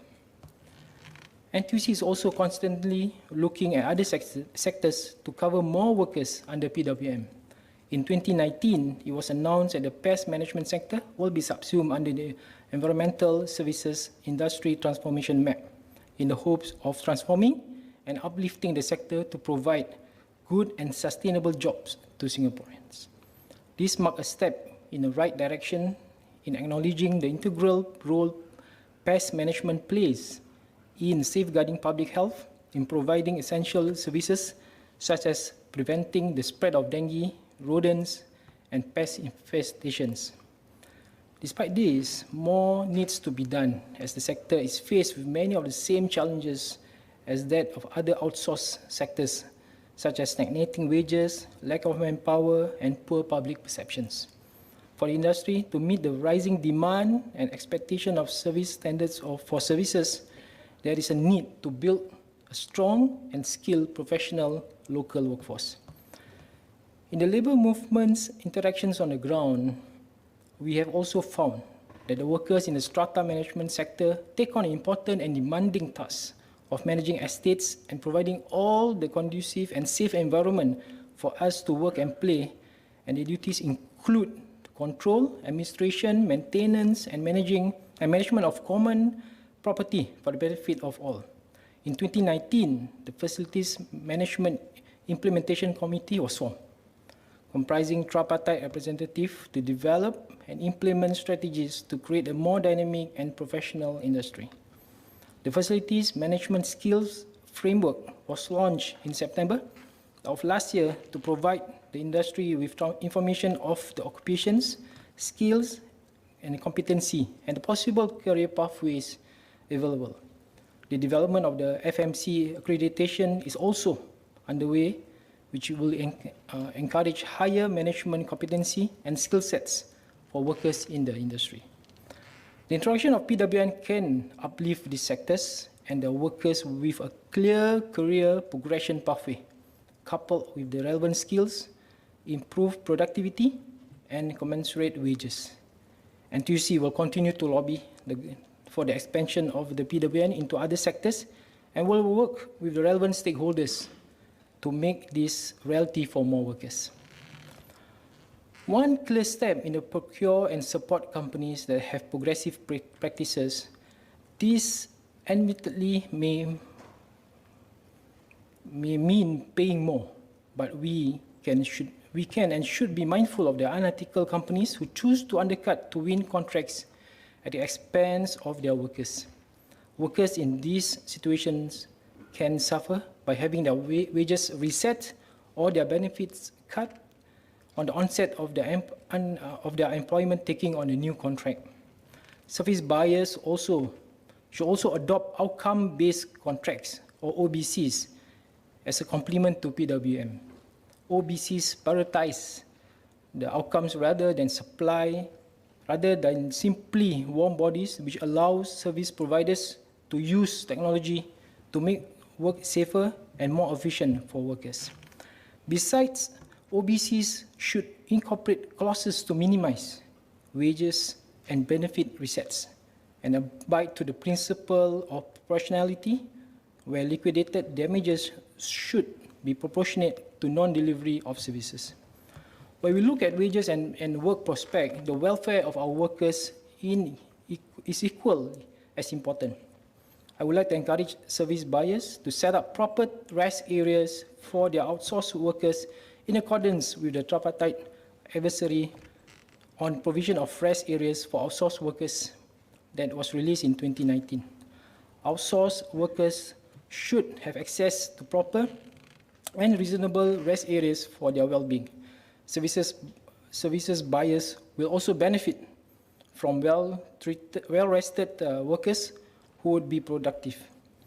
I would also like to take this opportunity to call on the government to issue a gross floor area waiver for areas stipulated as rest areas to encourage more landlords to adopt the tripartite guidelines. Another hard but necessary conversations that COVID-19 has sprung upon us is regarding our migrant workers. I will not be the first to thank our migrant workers for their hard work and their contributions to our country, all while working in difficult conditions far from their homes and loved ones. In working towards a more progressive and moral society, we must not forget our vulnerable brothers and sisters who have come here to do hard work so that we can continue to move forward. Via the Migrant Workers Center, NTUC mobilized together with our other stakeholders during the lockdowns at the dormitories to ensure that the migrant workers continue to have the necessities they needed, and also reassure them that they had the full support of the Singaporeans in tiding through the crisis. One of the issues that the crisis brought to light was the immediate need to improve the living conditions of our migrant workers. While many changes have been made to make the dormitories safer and safe distancing measures have been put in place, there remains a need for us at this time to review how foreign workers' dormitories are regulated and if these regulations should be enhanced. The Foreign Employee Dormitories Act, or FEDA, ensures that the accommodation of our foreign workers are regulated and must comply with the list of requirements to ensure the health and safety of their residents. However, FEDA only applies to larger dormitories that accommodate 1,000 or more workers. I would like to call upon the government to consider a review of this policy and increase the scope of dormitories that house lesser than 1,000 workers. This move will ensure that more or all the foreign workers in Singapore will be housed in accommodations that are regulated and meet the minimal provision for their health and safety. During the lockdown, it was also brought to NTUC's attention that many foreign workers face difficulties in remitting money to continue to support their families back home, many of whom were in more dire straits due to the global pandemic. This was a distressing problem for our migrant brothers, despite the simple solution by ensuring that all migrant workers are paid electronically. This is not a novel solution. Employees of S-Pass holders, for example, are required to pay salaries electronically, start electronic payments within 3 months of the issue of the S-Pass, and maintain a record of salaries payment. Extending this requirement to migrant workers would not only make it easier for these workers to manage their finances electronically, but also protect these workers from being exploited as all salary payments are recorded. NTUC has long looked after the welfare of our migrant workers. An example is NTUC's MWC working with MOMs is to materialize the settling in program at the various onboarding centres. While this has been a challenging project, NTUC has stepped up and is ready and willing to work with MYM towards building a robust system for future new entries to protect the workers as well as the greater community. The MWC has also 5,000 ambassadors in the more than 1,000 dorms in our volunteer network, and we are constantly looking for ways to scale up the support any new initiatives and programs that can benefit our migrant workers. This network has helped us reach out to our migrant workers and will continue to work hard so that we can push on in fighting for their rights and welfare. Mr. Deputy Speaker, sir, please allow me to speak in Malay. Secara ringkas, saya telah berbincang hari ini mengenai bagaimana gerakan buruh sentiasa memperjuangkan pekerja kita. Kami telah bekerja lebih keras untuk pekerja semasa pandemik COVID-19 dan kami akan terus berusaha untuk mengatasi krisis ini bersama-sama. Saya telah meminta supaya pemerintah mempertimbangkan untuk memberikan pembayaran WIS yang lebih tinggi kepada pekerja dalam perkhidmatan penting untuk mengakui nilai sosial dan kesulitan yang dihadapi dalam bidang pekerjaan mereka. Saya juga meminta supaya pembeli dan pembekal perkhidmatan memberi lebih peluang kepada pekerja mereka mengikuti latihan untuk meningkatkan kemahiran mereka. Dengan memberikan sokongan yang mencukupi kepada pekerjaan kita, kita semua akan meraih manfaat dari tenaga kerja yang lebih berpengetahuan dan profesional. Mengenai PWM, saya ingin meminta semua pihak untuk mempertimbangkan nilai pekerjaan dan meningkatkan gaji PWM supaya kehidupan semua pekerja Singapura diperbaiki. Saya juga ingin meminta pemerintah untuk mempertimbangkan sokongan peralihan untuk membantu pembeli perkhidmatan sementara gaji pekerja dipersesuaikan dengan nilai pekerjaan mereka. Saya juga meminta supaya PWM diperkembangkan kepada sektor lain seperti sektor pengurusan serangga perusak dan pengurusan strata. Mengenai kesejahteraan pekerja, saya ingin mendorong pembeli perkhidmatan untuk menubuhkan kawasan rehat untuk pekerja mereka yang bersesuaian dengan garis pandu tiga pihak mengenai penyediaan kawasan rehat untuk pekerja luaran, dan juga ingin mengambil kesempatan ini untuk meminta pemerintah untuk mengeluarkan pengabaian keluasan lantai kasar untuk kawasan yang ditetapkan sebagai kawasan rehat untuk mendorong lebih banyak bangunan menumbuhkan kawasan rehat. Saya juga berbincang mengenai pekerjaan migran yang ingin meminta pemerintah untuk mempertimbangkan semula FEDA dan meningkatkan ruang lingkupannya kepada asrama yang menempatkan kurang daripada 1,000 pekerja untuk memastikan lebih atau semua pekerja asing di Singapura akan ditempatkan di penginapan yang teratur dan memenuhi peruntukan minimum untuk kesihatan dan keselamatan mereka. Saya juga berbincang mengenai pembayaran gaji elektronik wajib bagi pekerja migran, bukan sahaja untuk memudahkan pekerja menguruskan kewangan mereka secara elektronik, tetapi juga melindungi pekerja migran dari dieksploitasi kerana semua pembayaran gaji akan dicatat. In conclusion, we have come a long way since the first few cases of COVID-19 appeared on our shores. There's still a long way to go, and inevitably there will be challenges along the way. However, as a country, we have weathered similar storms and emerged stronger. The government and NTUC are committed to helping workers every step of the way and will continue our fight for a fairer, more progressive society for all, because every worker matters. Mr. Deputy Speaker, sir, I support the budget. Thank you.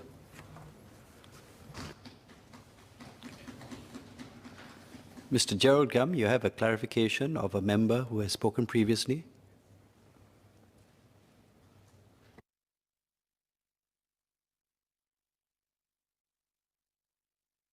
Thank you, Mr. Deputy Speaker. I have a clarification for SMS Co based on his speech just now.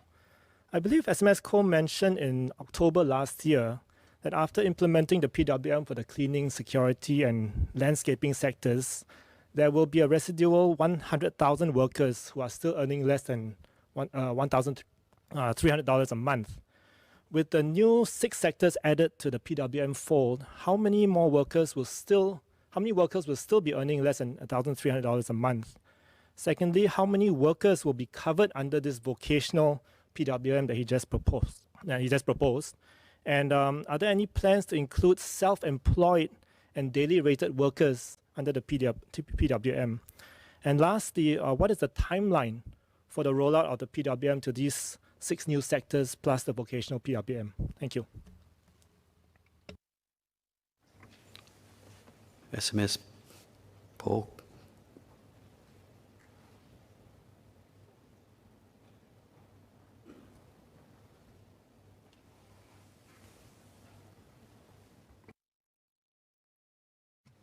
Mr. Deputy Speaker, I thank the member for asking those clarifications. These are questions that we are also working out in the tripartite work group, because each and every sector will require a discussion with the relevant stakeholders, both the employer side and the other agencies, to determine which particular job roles we want to include in the PWM. So the numbers will not be something that we can tell offhand. There is a process to discuss, and also how in the vocational type of PWM, we have to yet to define what exactly are the vocations that we want to go into. It is not something that you can just say that we want to do so, but we need to get more data working with the relevant stakeholders. So give us some time. We will come back, I suppose, at some point to this House, and certainly the tripartite work group will release a stronger recommendation with more details towards the end of the process. Allow one more clarification, Mr. Kiam. So I just want to get some sense of the kind of timeline that the NTUC and the government is looking at to implement PWM across all these different sectors. I understand that things are still in the works, but what is the kind of rough timeline? Is it 5 years, 10 years, or 20 years? So as I said earlier in my speech, NTUC hopes that we can get traction within the next 2-3 years, and certainly want to uplift and close the wage gaps for the P20 to P50, hopefully within the next 5 to 10 years. Right? And for different sectors, some may be more ready to implement earlier. Some may take a little bit more time because either the wage structure or the skills framework needs to be more tightly stitched together. Also, for certain sectors, there could be transitional period required because there could be contractual issues that we need to work with from the employer side of the house. But certainly, as I mentioned in my speech earlier, for the 6 sectors, the majority of them, we hope to make some progress in the next 2 to 3 years. Mr. Patrick Tay.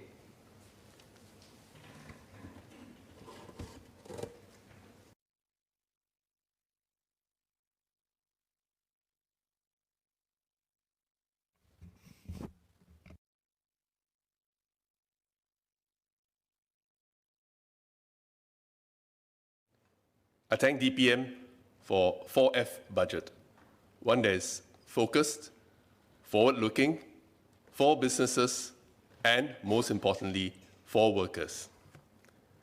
I wish to make a special highlight for a segment of our workforce which the current downturn and the COVID-19 pandemic has impacted immensely. They are the professionals, managers, and executives, PMEs in short, in Singapore, especially those in the 40s to 60s.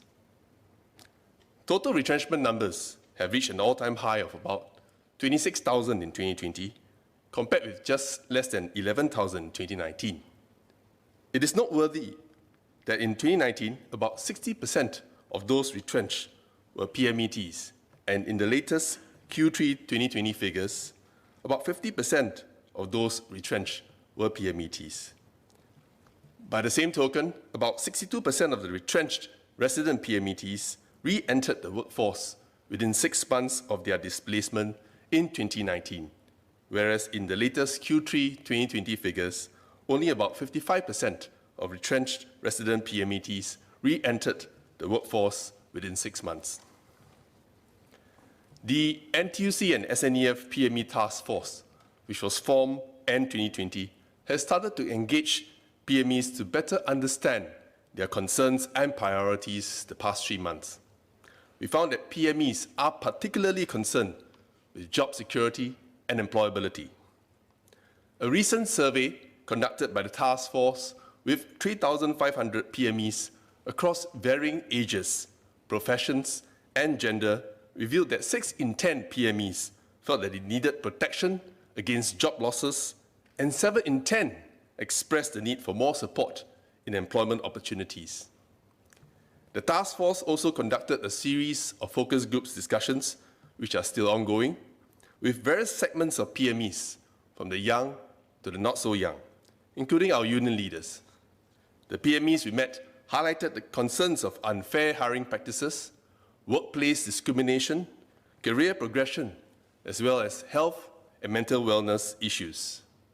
Many also shared their personal anecdotes on difficulties in getting employed due to their age, inability to land a job despite undergoing training, as well as coping with disruption and the next normal. Despite that, it was encouraging to hear that many of our PMEs recognize and acknowledge the importance of continued upskilling and reskilling and multi-skilling to ride the wave of disruption and to stay relevant in the labor market.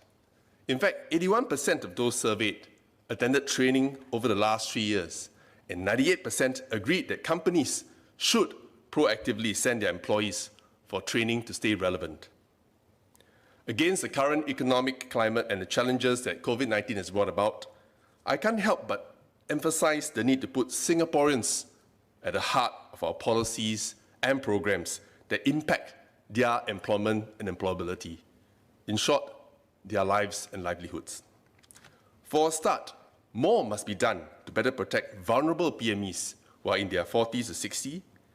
We need support from both government employers to ensure that they are not discriminated at workplaces, have fair access to PME roles, as well as training and progression opportunities. It is therefore timely to review, expand, extend, and tighten related schemes, laws, policies, and programs which can better protect and support PMEs in the area of employment and employability to ensure fairness and inclusivity. In this regard, I have 3 suggestions. 1, tougher measures to strengthen the Singaporean core. While many of us recognize the contribution of foreign PMEs to Singapore's economy and reasons why we need them, there remains a ground concern that the reliance on foreign PMEs has led to an unnecessary increase in competition in the job market and employment. To safeguard the Singaporean core and curb discriminatory hiring, we must ensure that Singaporean PMEs have access to a level playing field for jobs while balancing companies' manpower needs into intermediate and longer term. The qualifying salaries of both the Employment Pass and S-Pass holders were recently raised in 2020, but this needs to be regularly reviewed and raised in line with rising median wages of PMETs. The problem is that some PMETs view the increase in qualifying salaries as raising minimum wages for foreign talents. There are also ground concerns pointing to employers who raise the salaries of or repackage the compensation and benefits of their foreign PMETs to comply with the rules and not give similar pay hikes to the Singaporean PMETs who work alongside these foreign PMETs performing similar or even same jobs. This results in serious parity issues.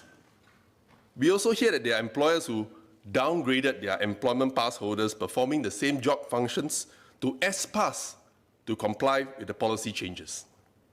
We therefore need to look at ways to further strengthen the S-Pass criteria and conditions to prevent such a backdoor approach. This also means we need continued stricter enforcement against errant companies with a weakening Singaporean core, especially those who continue to be triple weak. Companies with highly disproportionate number of foreign PMEs, weak commitment to nurture and strengthen the Singaporean core, and weak relevance to Singapore's economy and society. Besides administrative and penal sanctions that are already in place and can be enhanced, I've lobbied before in this House, and I'm highlighting again, that enforcement can come in the form of revealing or publishing the triple-week watch list, which the Ministry of Manpower and Tripartite Alliance for Fair and Progressive Employment Practices maintain, so that the potential reputational loss would serve as a deterrence. We can also impose mandatory audits and penalties, such as removing preferential tax and other benefits, including curtailment of the award of public sector contracts on companies with discriminatory hiring practices and high proportion of grievance cases if no improvement is made within a stipulated time period. To strengthen the Singaporean core, employers must ensure locals have fair access to PME roles and progression opportunities. I agree and support when DPM highlighted the principle of complementarity when it comes to hiring of foreign manpower. Often, employers bring in foreign PMEs to fill skills or knowledge gaps in their current workforce. As such, it is imperative that we monitor and ensure concerted, structured, and institutionalized skills and knowledge transfer from these foreign PMEs to our local PMEs within a stipulated and agreed time frame. Employers must also have clear development plans to grow the Singaporean core and build a pipeline of locals to fill roles at all levels of the hierarchy, including the top. Anecdotally, some companies increase the hire of only the entry-level Singaporean PMEs to increase the workforce size to circumvent the issue of a disproportionate percentage or number of foreign PMEs. Besides employers and businesses, employment agents and agencies operating locally and also overseas and hiring for PME roles in Singapore must also be closely scrutinized to ensure they keep within the boundaries of the law and eradicate unfair recruitment practices. 2. Anti-discrimination legislation. By the same token, and in the spirit of strengthening the Singaporean core, and cases of preference for foreign PMEs, which is a form of nationality discrimination, we continue to hear anecdotally of ageism, especially from the mature PMEs we speak to, as well as other forms of discrimination impacting workers, such as in relation to gender, disability, and race, etc. Perhaps it is time for us to seriously deep dive and consider, beyond mere tripartite advisories, guidelines, and standards, to promulgate anti-discrimination legislation to give a stronger set of teeth to existing institutions like TAFEP, which has done well in educating, promoting, and encouraging fair and progressive hiring practices since its setup. Such a legislation could send a stronger signal than the current tripartite standards and guidelines, to send a clear deterrence, give TAFEP wider powers, and eradicate all forms of discrimination and discriminatory practices at workplaces by employers as well as employment agents or agencies. Third, transitionary insurance, also known as unemployment insurance. As we have seen in 2020 amidst the COVID-19 pandemic, many sectors and workers have been affected.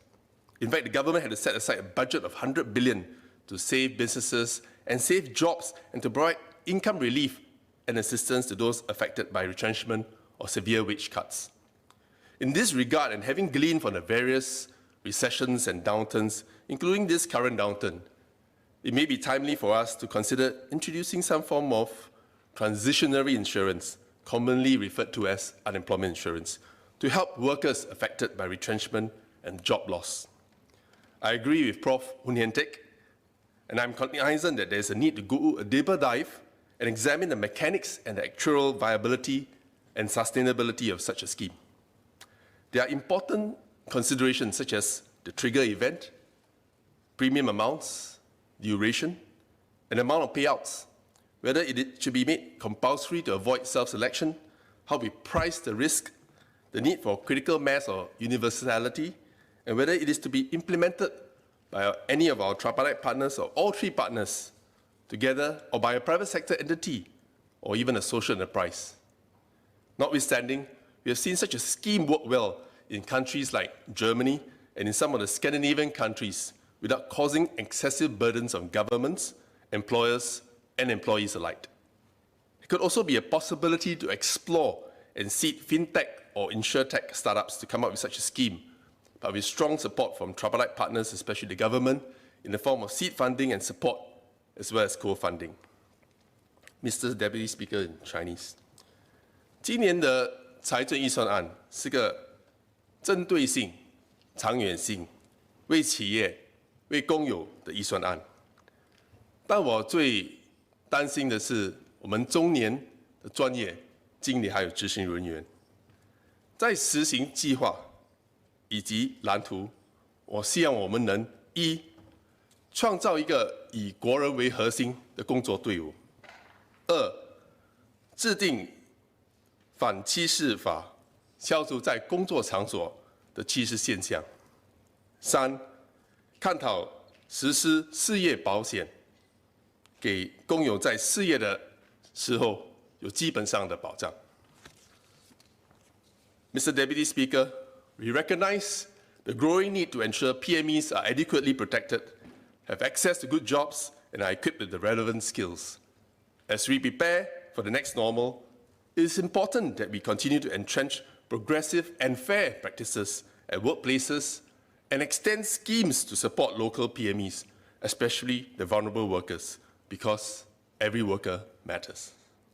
The labour movement and our unions can support local PMEs by working closely with employers to put in place multifaceted support and strategies to enhance one's job security and skill security through our company training committees and job security council. However, it continues to be crucial to level the playing field for our Singaporean PMEs, strengthen the Singaporean core, eradicate all forms of discrimination through tougher measures and targeted legislation, and support PMEs and workers in general to transit effectively and less painfully between jobs. In conclusion, the tripartite partners, government, employers, and the labour movement need to embrace the changes and disruptions with the right attitude and right mindset to see this period not as a threat, but as an opportunity to reinvent and transform and test new boundaries and innovations. To put it simply, we need to prepare ourselves with new skills, pivot to new industries and jobs, and persevere amidst the next normal. I thank our fellow workers who have stood strongly, united, and remained resilient the past year. I hope we will upturn the downturn this year, build back better, and emerge stronger. I support this budget. Thank you. Deputy Leader Zaki Mohammed.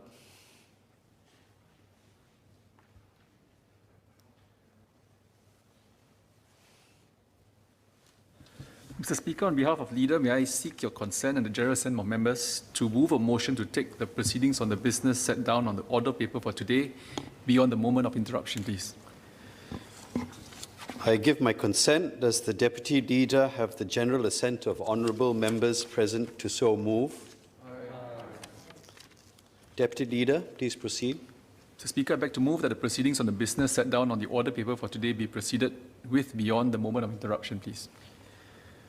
The question is the motion moved by the Deputy Leader. As many as are of the opinion say aye. To the contrary say no. I think the ayes have it. The ayes have it. Mr. Melvin Yong.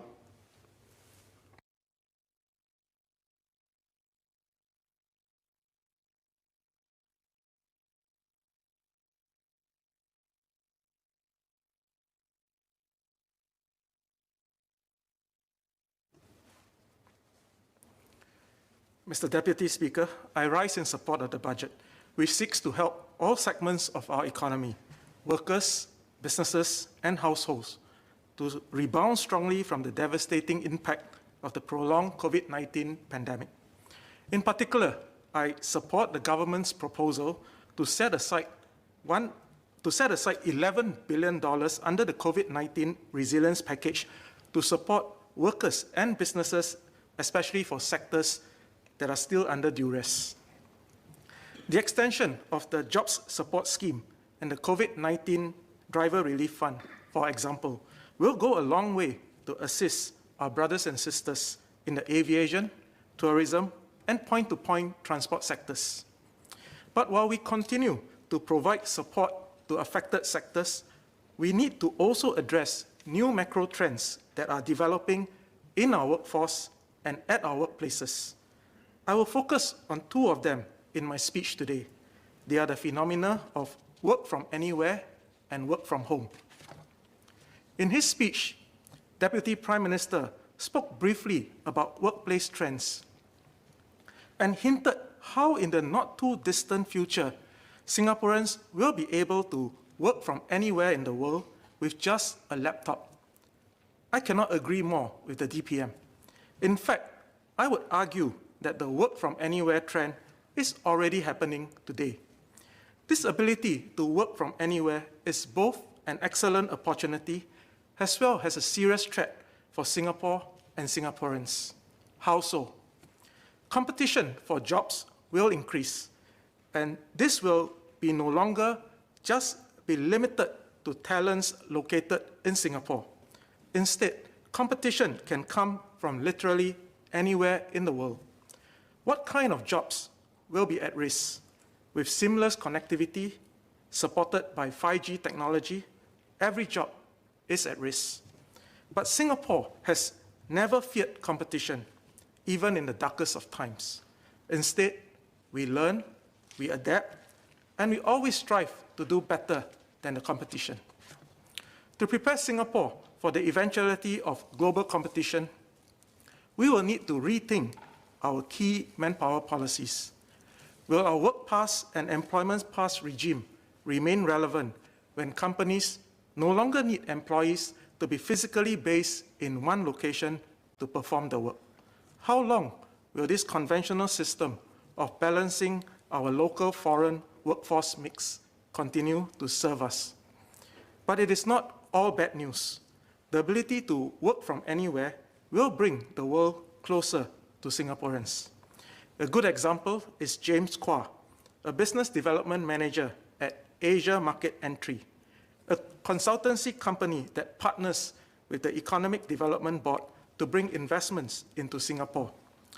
Prior to the pandemic, James had to travel up to 3 times a week to meet and attract technology companies to set up shop in Singapore.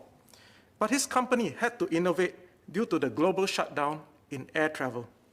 James now hosts overseas companies virtually through a suite of video content and video conferencing tools. When the pandemic is over, James and his company intend to continue hosting clients virtually as the time saved from traveling allows them to showcase Singapore to even more clients. Mr. Deputy Speaker, we must not underestimate the pace of transformation. By 2035, technological advances will have a major impact on the social and economic foundations of society. Today, we are already seeing an increase in the popularity of online project management tools, such as Asana, which allows managers to remotely manage team members based anywhere in the world. As technologies like 5G and autonomous robotics begin to proliferate, governments will have to confront a major dilemma. How much of the country's key economic activities will be permitted to be run by companies and operated by a growing workforce domiciled elsewhere? Our public officers will need to adapt in the face of such major developments. But how many of our public officers today are ready to take on the challenges for tomorrow? Our public service schemes ready for the day where life expectancies in Singapore reach well over 90 years. I'll speak more about the pressing need for our public service to take the lead in remaining adaptable during the COS debate. We also need to invest in the right public service infrastructure to seize the opportunities of tomorrow. While I'm heartened that the government will commit 1% of our GDP, or about $25 billion, over the next 5 years to invest in research and innovation, we need to ask ourselves, is this ambitious enough? According to the latest list of the world's top 500 supercomputers, the processing power of Singapore's fastest supercomputer is ranked at 390 in the world today. Contrast this to January 2017, just 4 years ago, when our first supercomputer, the Aspire 1, was then ranked 115 in the world. Have we lost pace in the development of deep technology infrastructure? What can we do to catch up? There's also an urgent need to relook at Skills Future. Since its launch, less than 24% of eligible Singaporeans have utilized their Skills Future credits. Clearly, we have hit a point of marginal returns. We need to thoroughly review the Skills Future credits program and tweak the objectives of the program to equip Singaporeans with future-ready skills. Mr. Deputy Speaker, training for jobs of the future is not as daunting as it sounds. During my multiple visits to our autonomous vehicle trials locally, I met Ken Chia, a member of the National Transport Workers Union.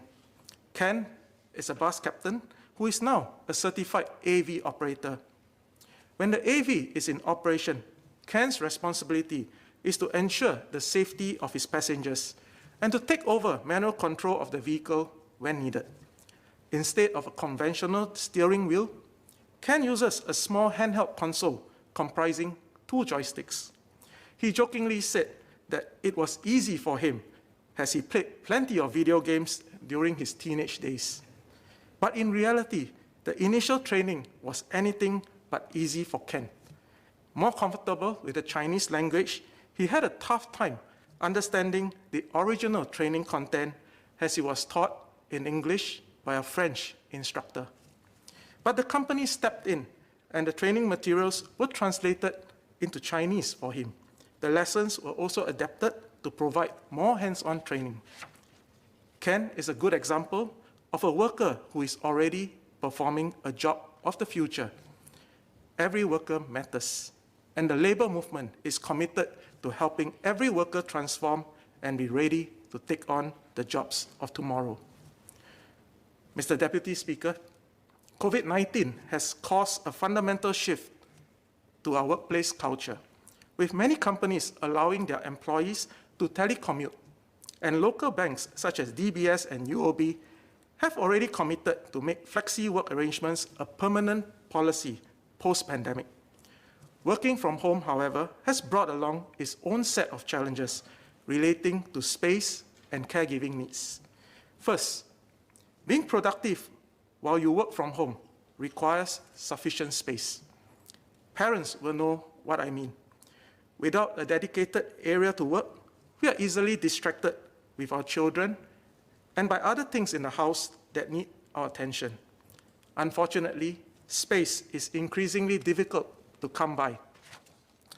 In the 1980s, a 4-room HDB Model A flat would come with a floor area of between 105 to 108 square meters.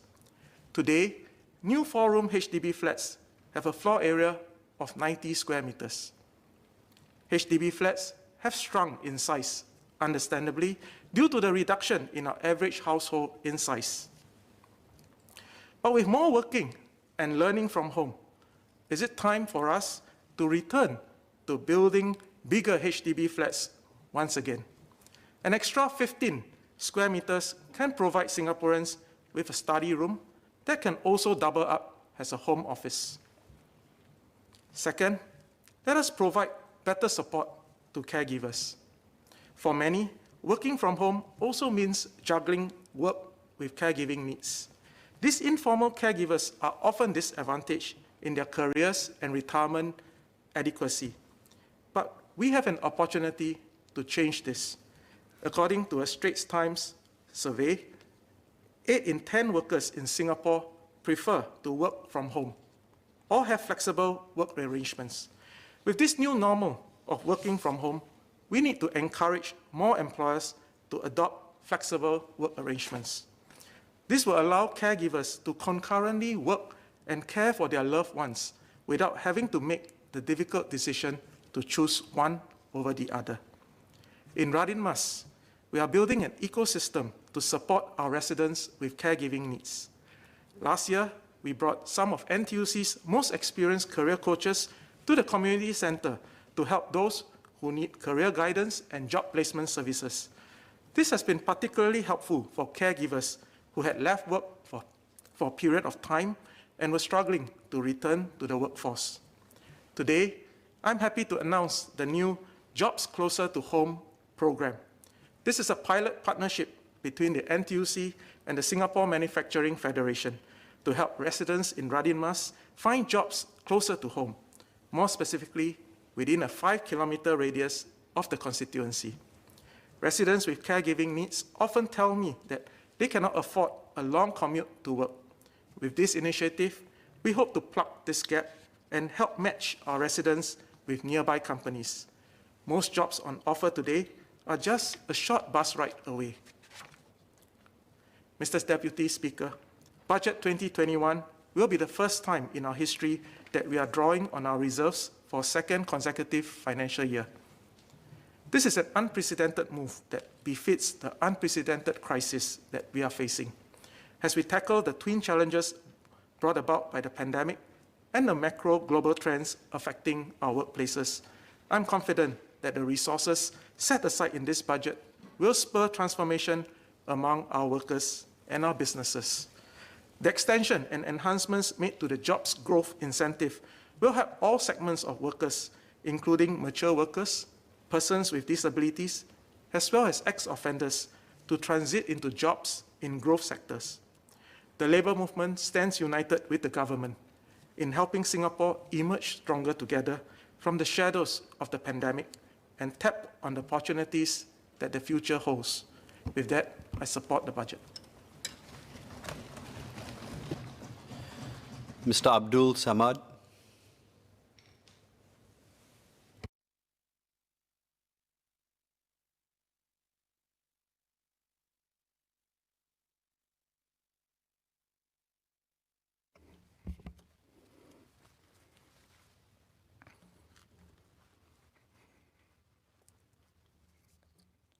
Mr. Deputy Speaker, I will be speaking as a union leader and a workers' representative. First, let me begin by stating that I welcome the budget as it supports businesses and workers to adapt and grow in a post-COVID-19 world.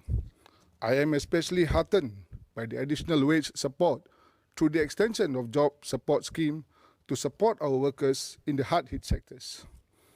I would like to also express their hope that the job support scheme will be extended further should the situation not improve. I would like to touch on 3 topics, namely strengthening Singaporean core, workforce transformation through training, and expanding the progressive wage model to other sectors, beyond those sectors where there are a higher proportion of low-wage workers.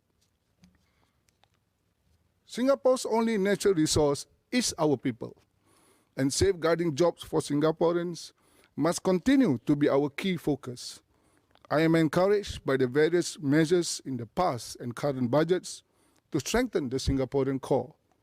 While we keep our economy open and have foreign workers to augment our local workforce, we must create more employment opportunities for our locals and continue to strengthen our Singaporean core at both the sectoral and company level. I would like to share some good examples. In my engagements with fellow union leaders from NTUC's oil, petrochemical, energy and chemicals cluster, we do have a strong Singaporean core in the sector's unionized companies with a 70% local workforce. The local and foreign talent complement has also resulted in high reliability standards that the sector is known for. In specifically the power sector, we have a stronger Singaporean core with a local workforce of more than 90%. In Singapore, in SP Group, where I am working, there is local workforce of more than 95%. The employment practices in this sector to build a Singaporean core can be a learning model for other companies to emulate. Here, I would like to call on all employers to make the local workforce your employee of choice and ensure skills transfer to the local workers to moderate reliance on foreign labor. Perhaps our government can consider putting in place policies or incentives to recognize companies who build a stronger Singaporean core and develop their local workforce across all levels, all through positive differentiation among companies who do not. There are many manpower policies that is at the disposal of MOM to achieve this intended outcome of developing a Singaporean core. My next topic is about workforce transformation through training. Having a strong Singaporean core includes ensuring that their skills remain relevant. This brings me to my second point, which is about importance of training has shifted from equipping workers with today's skills to preparing the workers for the jobs of tomorrow. Unions are committed to work with employers to help our workers build their capabilities, upgrade their skills, and transform by setting up company training committees. For instance, the Union of Power and Gas Employees, where I have the privilege of to be the General Secretary, has collaborated with SP Group in their mission to develop future skills roadmap to enhance the employability of the workforce. Launched in 2018, Project Fusion, which stands for Future Skills in Everyone, looks at how will current jobs change, what are the new jobs, what are the future skills, and how can our workers learn these future skills. It is a holistic approach to future-proof the workforce. I urge employers to take the lead in the development of workers to meet the evolving needs of your industry by identifying relevant future skills and taking advantage of the economic downturn to train and transform your workers. NTUC can support by working with the companies to facilitate an operational technology roadmap workshop to identify strategic technological changes and training needed to help the company transform. Skills upgrading must go hand in hand with productivity improvement and career advancement to ensure sustainable wage increases.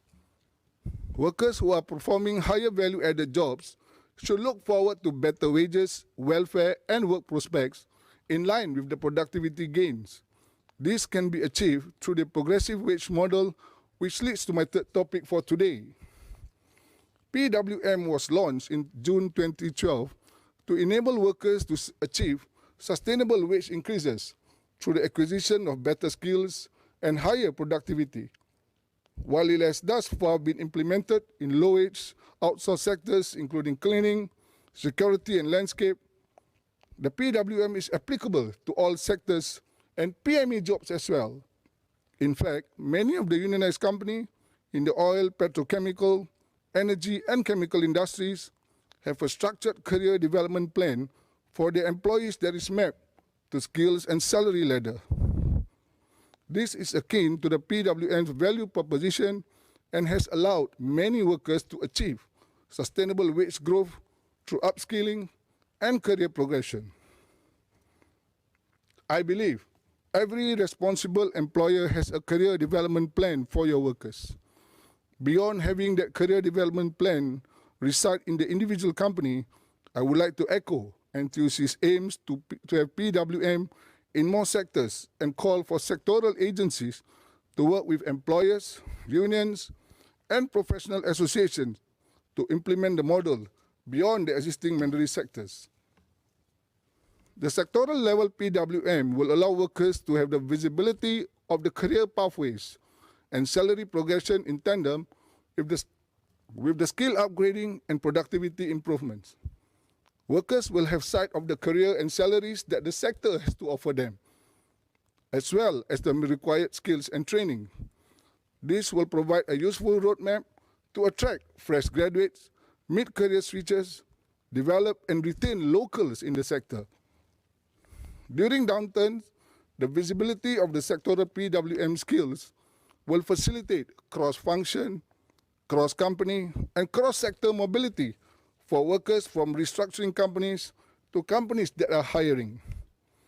As shared, NTUC is in talks with the relevant stakeholders to develop a PWM for the solar energy sector, with Singapore aiming to achieve almost 5 times a current solar usage by 2030, and together with the industry career development plan for solar technologies, a PWM for this sector would provide a clearer career development and wage progression plan as this sector develop a Singapore core.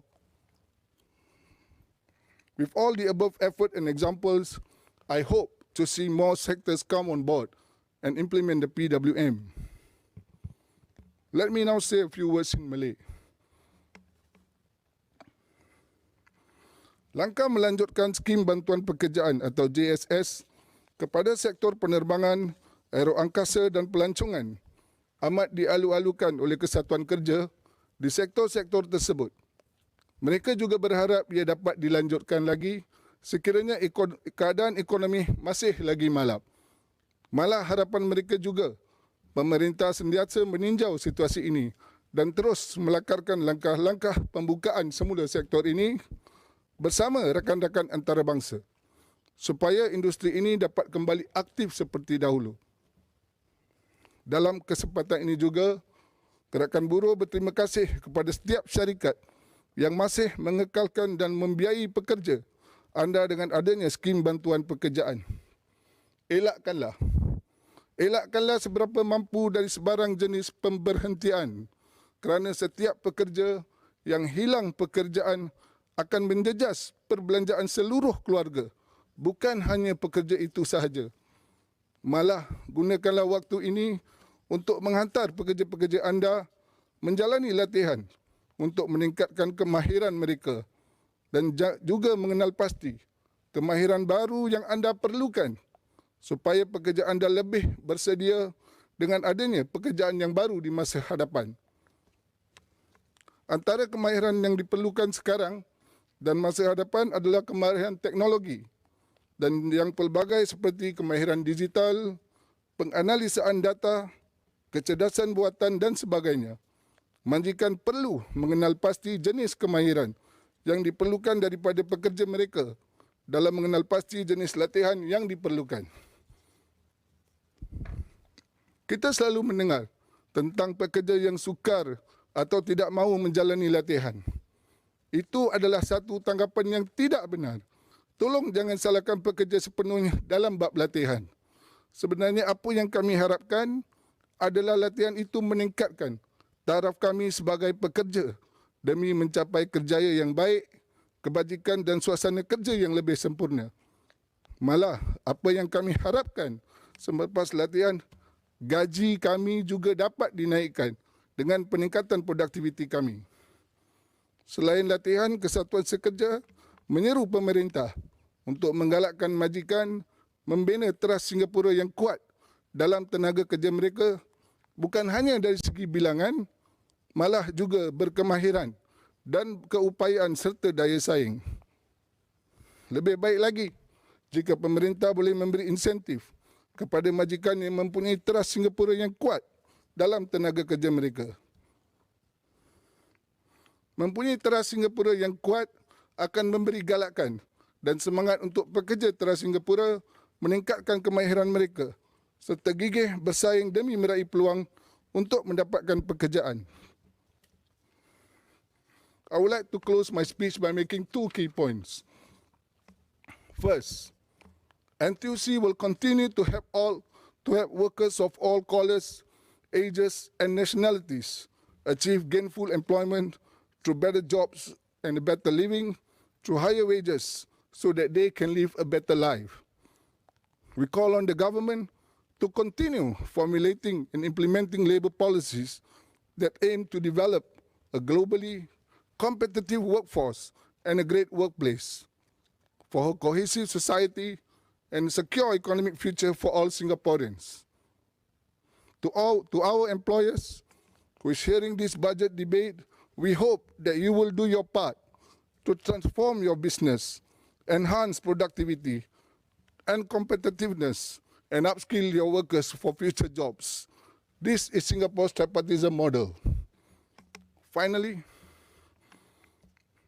this pandemic has been with us since early 2020, and there is still no sign it will go away anytime soon. As a union leader, and on behalf of all my fellow sisters and brothers in the labor movement, I would like to take this opportunity to express our utmost appreciation to all my fellow essential service workers, be it in healthcare, cleaning, security, transport, telecommunication, nearer to my heart, power and gas, even water. Thank you. Thank you very much for your unwavering commitment, dedication, and resilience to serve our country and our people during this pandemic. Mr. Deputy Speaker, I support this budget.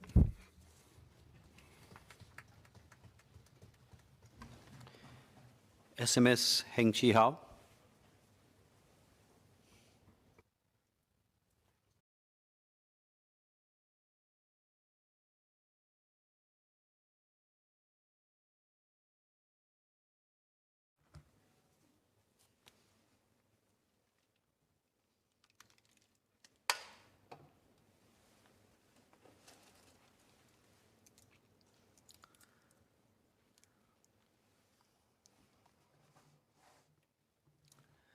Mr. Deputy Speaker, thank you for allowing me to join this debate. The impact of COVID-19 on the world and on Singapore has been tremendous. While we in Singapore have kept fatalities to a minimum, the devastating effect of the pandemic on the economy and on our livelihoods is obvious. In order to buffer the impact, the government rolled out 5 budgets last year and spent close to $100 billion to help businesses cut costs and to help workers save jobs. If not for that decisive and massive action, the GDP drop last year would not be the minus 5.4%. It would be something more like 12.4%. It's not just the percentage points. That will convert into jobs lost, families impacted. So I think it is important for us to recognize what that massive action have helped stave off in terms of suffering for fellow Singaporeans. For 2021, whilst we must continue to look after our jobs and our businesses and contain the negative impact of the pandemic, we cannot just do that. We must at the same time look at how to get back on track for the future. And this is the theme of this year's budget, Emerging Stronger Together. Emerging Stronger Together is not a slogan. It is not a nice to have. It is crucial. Why? Let me break it down into why it's important to emerge stronger and why it's important to emerge together. First, why is it necessary to emerge stronger? You see, the $100 billion from our reserves, once it's spent, it's spent. And we all know that we cannot count on an endless $100 billion, never mind what size of our reserves, but we would not have an endless $100 billion to keep on spending time after time to block pain. And we must also assume that there will be future downturns that will come our way. In what way, in what form, what triggers it, we do not know, but come they will one day. Therefore, we have to find sustainable ways to replenish our national kitty. Our reserves is like the airbag in our car. You used it, we have to refill it. Otherwise, the next accident, we may not survive so well. Second, the global low interest rate environment is likely to persist for some time. Major economies will use fiscal and monetary policies to keep their economies going to avoid a recession amid a tepid inflationary environment. Now, what this means is that the returns we can expect from investments are likely to stay low. And as we all know, we already use a good proportion of our NIRC to fund government expenditure. And if the outlook is so, then we cannot just plan on the basis that what we don't want to spend out of our reserves, should the need be, that we will naturally get it from increased investment income. We cannot plan on that basis. Third, whereas on the revenue and the money side, we have to be more careful, but the need for the government to spend more in upgrading our infrastructure, as so many members have explained in the different sectors, is clear. And so is the crucial need to continue investing in our people and in taking better care, especially of our aging local population and our workforce, in an increasingly volatile environment. That need will only go up. And it is a reality that we cannot escape. It's structural. And to do that spending, we have to find the money somehow. So these reasons and factors converge to make it imperative that we go back into maintaining a laser-sharp focus on transforming our economy and to get growth going again. Otherwise, Singapore will be hard-pressed to find or to create the resources that we need for that national journey ahead. That is why we must emerge stronger. Why must we emerge together? Well, as we seek ways to emerge stronger, we must also ensure that we do so together. And I can think of two reasons, at least. First, we must plan on not leaving any group behind as we emerge stronger. When we say in the labour movement, every worker matters, that is labour movement. For Singapore, every Singaporean matters. And this is key to our national, social cohesion and stability. Second, we must enlist the contribution from every group and every segment and every individual toward emerging stronger and staying resilient and self-reliant. And the more we can do so, the more we will strengthen national resource creation and moderate the rise in government welfare expenditure or the need to bring forth more taxation. Now, how to emerge stronger together in the context of the senior worker? That will be the focus of my speech today, Mr. Deputy Speaker. With regards to senior workforce, I would like to propose 5 measures in order for us to emerge stronger together. First, continue to save jobs and to create jobs. So I thank the government very much for the Job Support Scheme, the JSS, the Jobs Growth Incentive, the JGI, the SG United Jobs and Skills Package, the Enhanced Wage Credit Scheme, and the Senior Employment Credit Scheme. I name all this because sometimes they get lost as we look at the overall budget. But I just want everybody to remember that all these schemes are rolled out purposefully in order to make a difference to the employment and employability of all our workers, senior workers included. And they have given much breathing room to firms in 2020 and has helped thousands of workers keep jobs. And this has enabled the overall employment rate for our senior workers to remain stable last year. In fact, for the age band 65 and above, the employment rate last year went up by 0.9 percentage points compared to 2019. And I therefore fully support the fine-tuned extension of these schemes in this year's budget to continue to save jobs and to lighten the load on firms. At the same time, Mr. Deputy Speaker, I must also point out that for the distressed sectors such as aerospace, aviation, retail, senior workers have experienced significant impact through non-offers or non-renewals of re-employment contracts as the firms downsized. And it would not be easy for such displaced senior workers to find new work. I therefore urge more government support in order to step up specific industry-focused efforts to help senior workers in these distressed sectors to keep their jobs, or if not, then to proactively be retrained and placed into jobs in other sectors and industries. 2, press on with the agreed timetable to raise statutory retirement and re-employment ages and CPF contributions. The tripartite partners have taken to legislation to ensure older workers have the opportunity to work longer by raising the retirement and re-employment ages. After all, being employed is the best safety net, and companies need workers. The labour movement called for tripartite discussions on this subject in 2018. Government responded positively to our call, set up the tripartite work group on older workers, which then worked hard and reached consensus. And the consensus was to raise statutory retirement age from 62 to 65, the re-employment age ceiling from 67 to 70 progressively over the coming decade, starting with a new retirement age of 63 and a new re-employment age ceiling of 68 from July 2022. This schedule was first put in place by the tripartite partners to enhance the retirement and re-employment framework and to strengthen older workers' retirement adequacy and to further promote progressive workplaces that value our older workers. Many companies and organizations have proven that this can be done.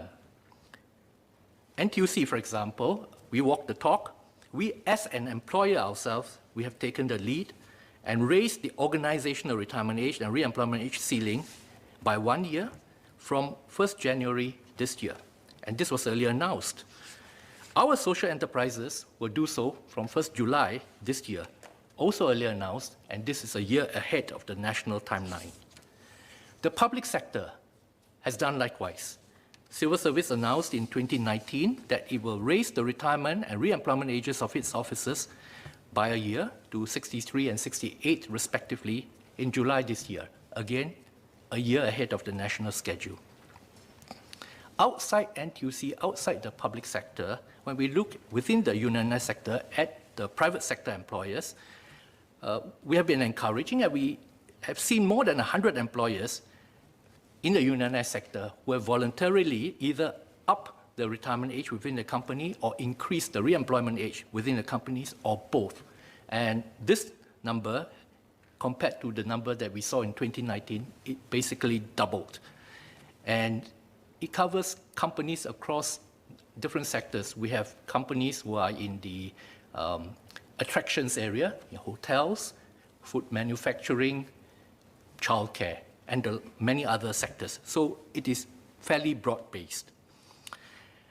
To help workers enhance their retirement adequacy, we also called for sustainable increases in CPF contributions for older workers over the years.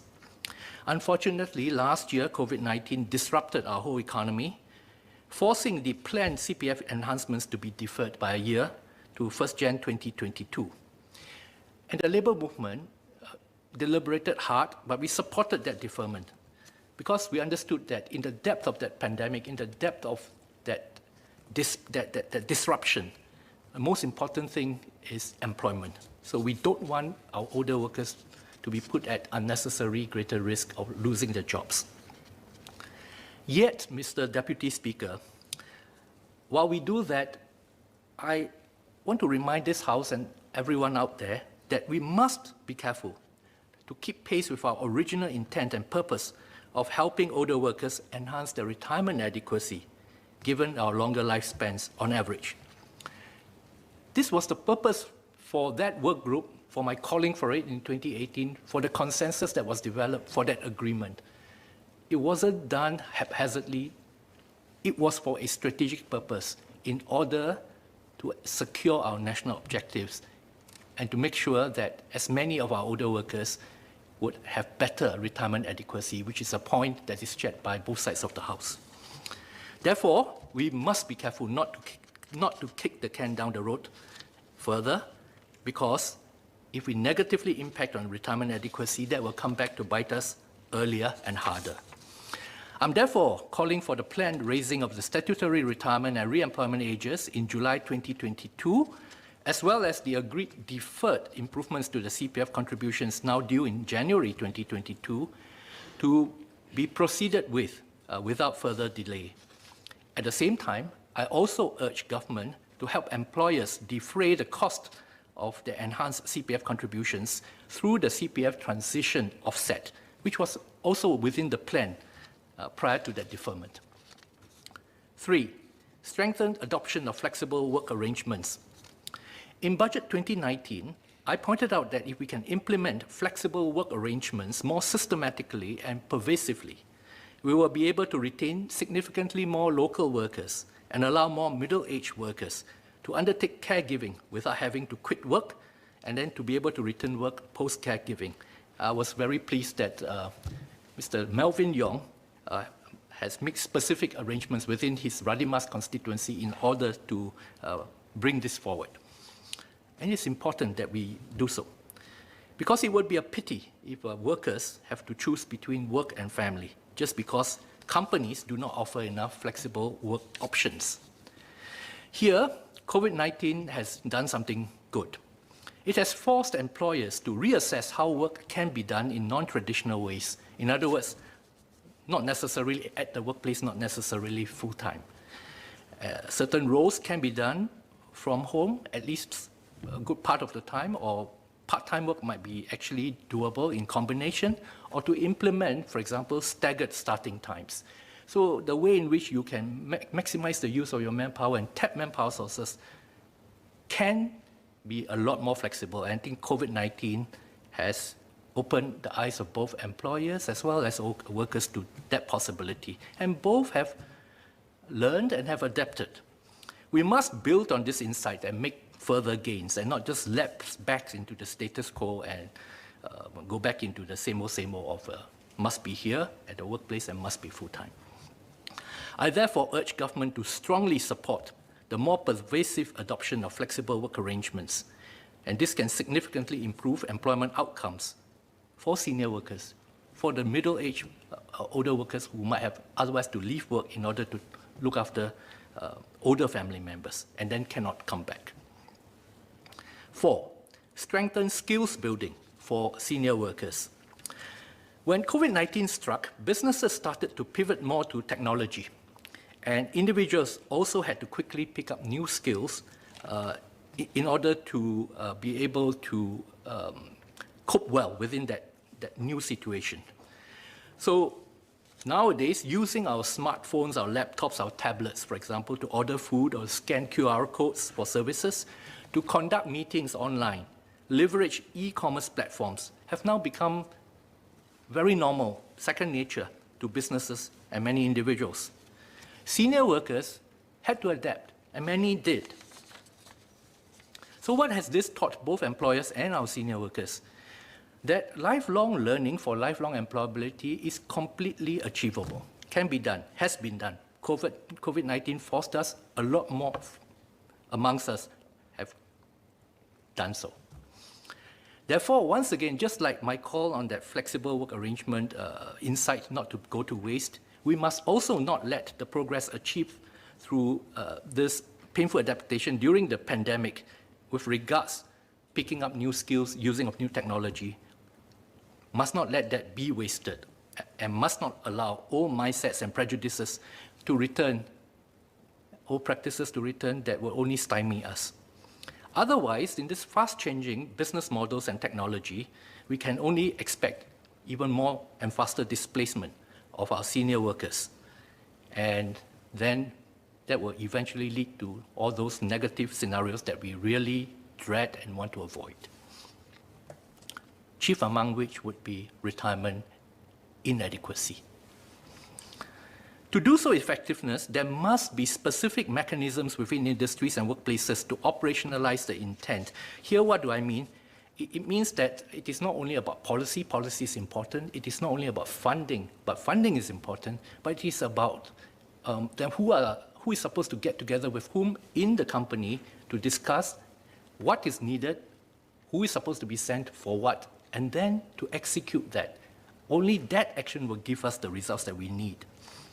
I therefore urge further integration between the job skills ladders of the industry transformation maps, or ITMs, and the work of our company training committees, or CTCs, including the sectorial versions.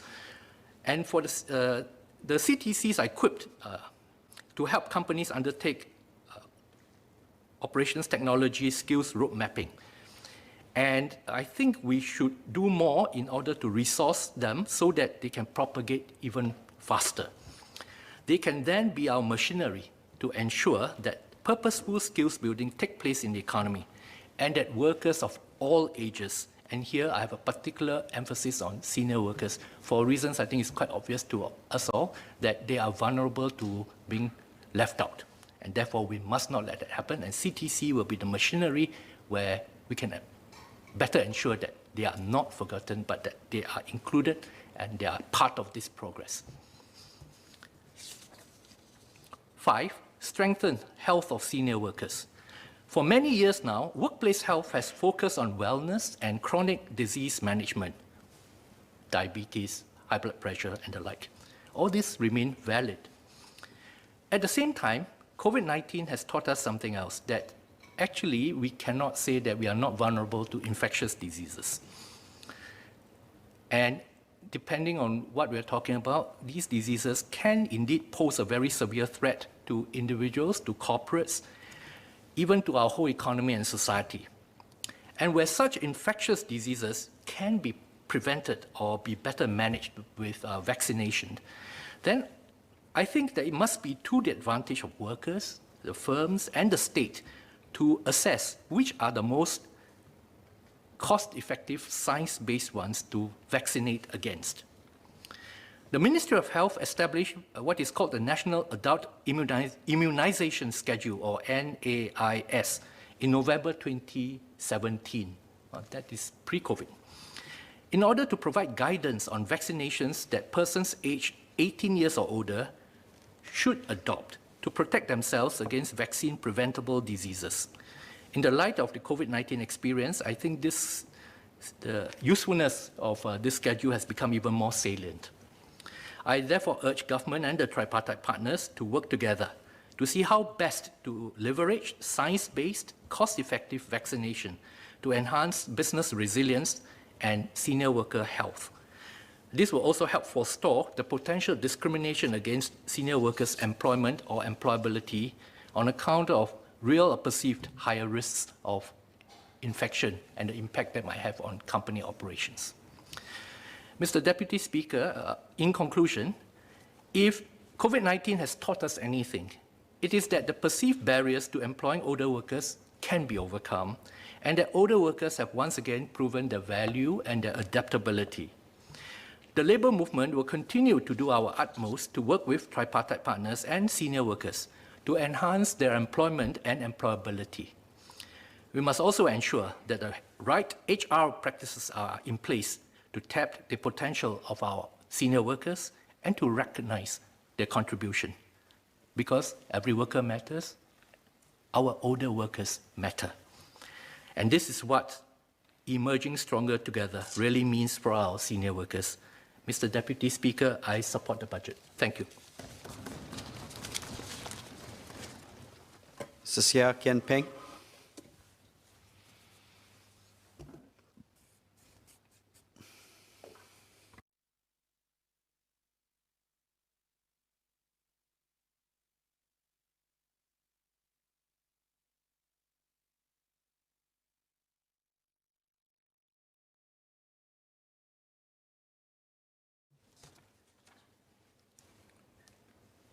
Mr. Deputy Speaker, thank you for allowing me to join the debate. In the coming COS, most of my cards will be on social and family development issues covering our social safety net, social service delivery partnerships with community, building resilient families, and also how we can further make lives better for our women. So I will not dwell on this here. DPM and Finance Minister's budget is a careful rendering of the bread and butter of our national life. It takes care of all the big moving parts, health, housing, and the big items, defense and education. So last year, we blew all our savings that we took 10 years to accumulate in one large cushion. Imagine if I tell you now your last 10 years of your own savings, or you had to use it all up in 1 year. Shows the magnitude. But the 100 billion that Finance Minister used, was it well used?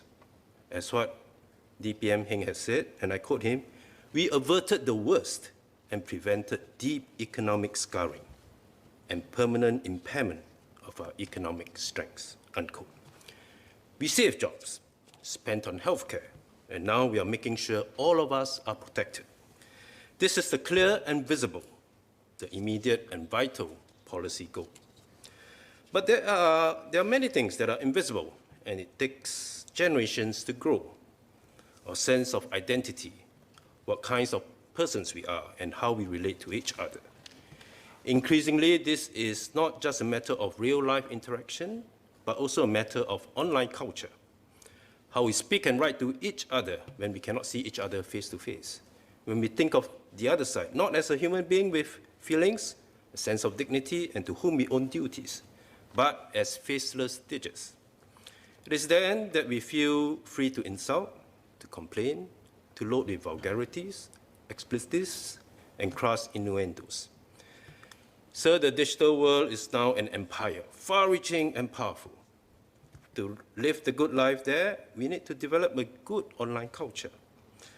A debate on the budget may seem like an odd place to speak about this because I'm speaking of things that money cannot buy: grace, civility, integrity, and simple good manners. These are things that we cannot tax into oblivion or incentivize into existence. But together, they form the culture of our public life, and we can only cultivate these by mutual agreement and collective effort. Increasingly, this means paying more attention to the way we live online. For many of us, using cash has become a real occurrence as we move more and more to tap our cards or to scan with our phones. But online payments require not just a smartphone, but also reliable Wi-Fi or broadband. Bare essentials to some, but expensive for others. We need to do more to make these available to the low income. In an increasingly digital world, these must not be seen as luxuries, but as basic transport into a life of dignity and ease. Providing the basics of a digital life is as much a public duty as it is providing national defense and education. In one of my cards to MCI later on in COS, I will speak about the trend of rising online scams. We have already put in place a few pieces of key legislation in terms of disinformation and falsehoods. One missing piece, I think, in our policy to protect Singaporeans against scams and to grow their digital literacy is to identify who amongst us is vulnerable. Can the government put together a simple online literacy assessment or give guidance on a specific set of information that all of us should know so that we can see where our weak spots are? This is a simple scan, like the way we would scan our computers to see where our weak spots are, or health checkup to see whether our cholesterol or blood pressure is too high. So I think the MCI would be best placed to see this through and provide different scans to different age groups. Our Ministry of Education is already providing the necessary hardware for all students to learn. And in this pandemic that we're going through, the move to online learning and the use of technology has been very quick and much faster than originally planned. Today, low-income families can already apply for subsidized computers and free broadband through the IMDA's new PC Plus program. But owning a PC is not enough. We need to make sure that families have devices that are functioning at a high enough standard for good online learning. More important, children from low-income families are struck much harder. Research on a representative sample of Singaporeans has shown that 44% of families who live in rental flats, they did not have a connection. And another 44% lacked a computer or laptop at home. And which is why, wearing my hat as the Group CEO of NTUC Enterprise, at our NTUC First Campus, just 2 months ago, we launched a scheme to loan iPads to more than 2,000 low-income families and their children attending our My First School centers to help them bridge this digital divide. I hope more can be done on this front by government. I think it may be worth looking at this more closely. So of all the families who are living in rental flats with school-going children, how many do not have a PC? And how many do not have broadband connections? But hardware is only half the story. So since 2014, the Home Access program has provided many low-income households with subsidized broadband and cheaper devices. Today, there are hundreds of families who have access to free broadband. I think this is a very useful and helpful scheme that can be greatly expanded. So I urge the government to consider giving all low-income households, especially those with school-going children, free broadband connections. I think this will be a great equalizer. So the above are some things that money can buy. Now I want to come to things that money cannot buy. First, I call attention to the rising culture of negativity in the way we relate to each other online. We have had for many years ambitions towards a kinder, a more caring and inclusive society. While there has been good progress, there is much scope for further improvement. So first, I suggest we turn our good intentions into action. DPM Heng has announced that a 20 million fund will be set aside to match the community chest donations raised through spontaneous acts daily. This is under the new Change for Charity grant that he announced. Corporations and public alike should give it full support to make it work and to bring cheer to the disadvantaged in our midst. Hopefully, this will become a regular feature and part of the Singapore way of life in future. Again, wearing my NTUC enterprise hat, we are already doing some of this, but I've asked my colleagues to see how we can participate and support this program in a stronger way. Last, something simple. Can we ourselves be more considerate before we demand others to be so? Can we cut everyone some slack, especially when they get it right most of the time? Can we be less entitled? Let me give you an example. SIRS. SIRS is as you know, is a COVID-19 assistance program which provided self-employed people with 3 quarterly cash payouts of $3,000 each in May, July, and October. And it's open to those who earn a net trade income of up to $100,000 and live in a property with an annual value of no more than $21,000. So I had a resident staying in a nice $6 million house. That's my estimate of the worth of the house. She complained and demanded to know why she was unable to get the SIRS payout. A second example, another resident of mine who, without fail, will on a regular basis send me photos of how a particular staircase in his block would be littered with tissue paper here and there. Fortunately for both him and me, this problem has been solved. So having spoken out against complaining, I must say that I'm not now complaining. But there are examples of where I feel we could improve in our public life to reduce this culture of negativity. This culture is leading to a certain type of online persona, where cynicism, anti-establishment is a shorthand for intellectualism and political sophistication. In this trend, general negativity towards all things Singaporean is taken as a proxy for moral courage, especially when it includes a dose of disdain and disrespect for public institutions. This is a poor reflection on us at a time when we have done so much that we can be proud of. So what can we do? First, we need to recognize that being a nation of champion complainers is not all there is to being Singaporeans. This indeed is part of us. We cannot help it, and taken in moderation, complaints are a vital part of public life. We must notice mistakes. We must raise our voices, and we must hold each other to the highest standards. I do not want to be a Pollyanna about our political landscape. There is indeed much to improve on. But I ask today for us to consider whether we have gone too far in the other direction, to feel every pinprick as a broken bone, to raise our voices and abuse our fellow countrymen, especially those in the public services and in the front line, as if they are in our debt.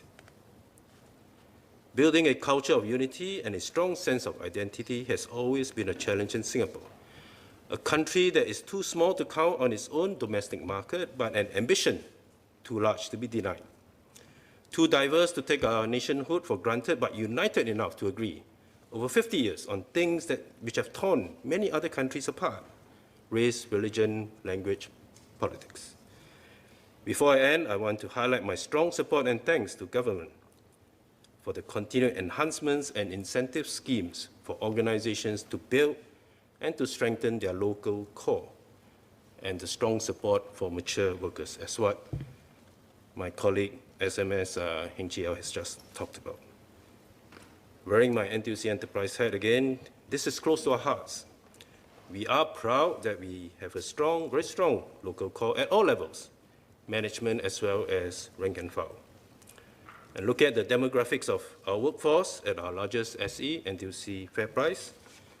Our mature workforce speaks of our value system, and we see it as a strength.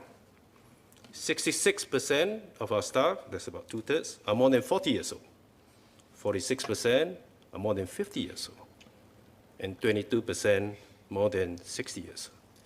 And we have quite a few who are over 70 years old. These statistics all outperform the national workforce demographics.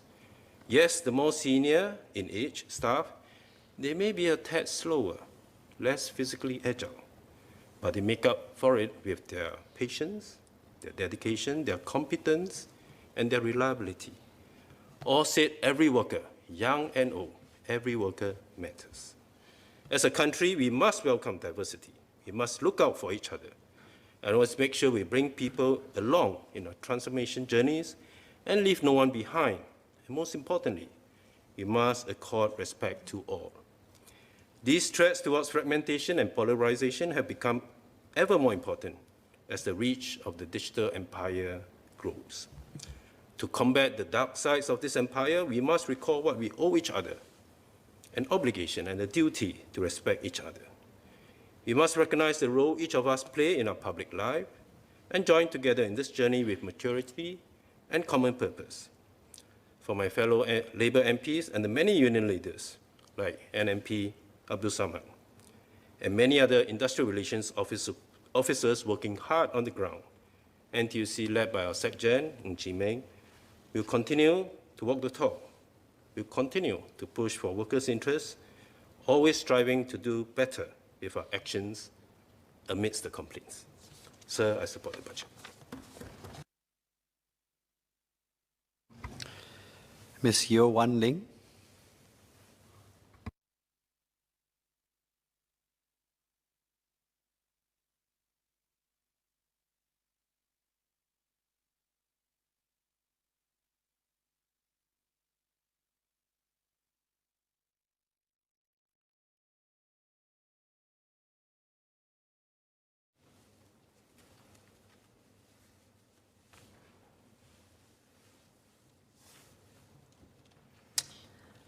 Mr. Deputy Speaker, 2021 is a very exciting year for me and many fellow women, as this has been earmarked as a year for celebrating Singaporean women. Indeed, there is much to celebrate. Our sisterhood in the union is stronger than they have ever been, with our sisters being represented in leadership positions in every single union. And indeed, even in Parliament, the female voice is strong. Out of 93 seats for elected MPs, 29% of the elected seats belong to women, compared to just 4 seats 2 decades ago. As I look upon the women in my life, whether it is my mother and sister who are always there for me, the ladies in the taxi unions who would make passionate points about the need for self-care, the young ladies at my EduSave Awards who would beam at me with such pride when I tell them to shine bright for other little girls, the women in my constituency who come to me with tired eyes because of their relentless caregiving duties. I cannot help but think that there are miles to go before we sleep, that there are miles to go before we sleep. Indeed, while we live in a contemporary society that promotes equal opportunities in school and proactively creates level playing fields at work for both men and women, the work must continue to hum along to allow women to reimagine their career and livelihood pathways, 2, protect women when their decisions impact their livelihoods, and 3, to ignite women to fully achieve their potential as they reach for the stars and beyond. Mr. Deputy Speaker, sir, perhaps it is because I'm a female MP, and a Labour MP at that I've been meeting with many women who have come up to me with their dreams and their aspirations of being able to contribute to their family and at the same time to be part of Singapore's economic recovery. Even as we weather the storms of crisis where household incomes have taken a hit, women have once again risen to the occasion. In World War II, as men were called to the front lines, women helped fought by stepping up to the plate at home, in industry, in healthcare, to carry families and nations through in times of great crisis. Today, it is no different. Our women warriors are gritting their teeth and putting on their better gear as they enter or re-enter the workforce, take on multiple jobs, or keep at it with their unwavering work ethic to maintain their family's livelihood while keeping the nation's economy vibrant and diverse. COVID-19 blew into existence a strong and wicked storm that devastated many livelihoods and brought many to their knees. This same storm also brought with it strong tailwinds that created the opportunity for reimagining the impossible. For decades, companies have struggled with the notions of flexible work arrangements vis-à-vis company productivity and bottom line. With COVID-19, overnight, most companies had to deep dive into work-from-home arrangements, and many companies are now considering making this default in their new normal. Indeed, the same forces which kept our women workers out of the workforce, long working hours, long work commutes, are now being resolved. And there is now a wonderful open opportunity for a different narrative on redesigning jobs for a more inclusive workplace, not only just for women, but also for workers who need flexible work arrangements, such as PWDs, seniors, and, well, people who just prefer such progressive work cultures. Indeed, we must make use of this opportunity to continue to let women reimagine their many possible livelihood options. Women can be anything they choose or desire to be: a career in STEM, a professional crane operator, a plumber, a harbor pilot. Our career choices are limited only by the imagination. And the union will work with our labor movement companies and associations to redesign and reimagine jobs. In turn, too, I hope that the government would be able to place more resources to encourage companies to have a rework into their work processes and to support companies through their job redesign strategies. Every woman warrior needs to be equipped with armor so that they can go the distance. I recently met with our female union leaders of our taxi driving sisterhood, and they made a very passionate point about how the recent petrol duties hike would impact their livelihoods in adverse ways. The petrol duties increase effectively means that for our drivers, they pay another 10 cents per litre of petrol that they need for their livelihoods. While the urgent need to go green for national security is definitely something that's not lost on our sisters, this 10 cents per litre means that they would need to spend more long, grueling hours driving their taxis. This made all the more challenging with street hails at a low due to the dearth of tourism and night spots remaining closed. This impacts the careful balance between their caregiving duties at home, self-care for their mental wellness, and the time spent on their livelihoods. Indeed, it might be worth noting that many of our female cabbies are single parents, and thereby this makes the balance even more challenging. The community appreciates the 6-month $3,150 COVID Drivers Relief Fund, CDRF, and is heartened by the close tripartite relationship that brought along the expedited disbursement of the tax and additional petrol duty rebates. But our community is still worried that the COVID-19 situation would stretch beyond 6 months and would like to know what would happen once the support ends.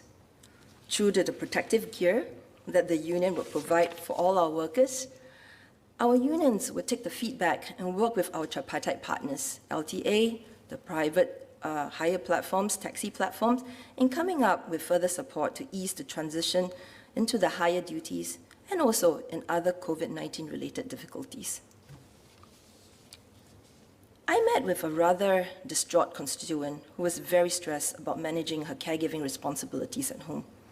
Her husband suffers from OCD, she has 3 young ones, and her youngest one has special needs.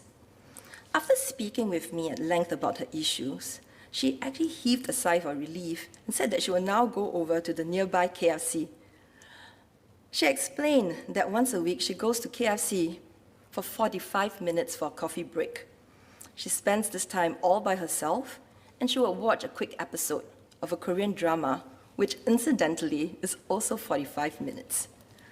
I was intrigued, and I spoke with my friend, who's a clinician, about this. She smiled and brought up that 45 minutes, indeed, studies have shown that women need 40 to 45 minutes a week for themselves to recharge before going back to the marathon of life's responsibilities. Mr. Deputy Speaker, sir, considering how many hours are in a day, all this woman needed was a fraction of it for herself to rest. 45 minutes, an episode of a K-drama, a meal, a nap.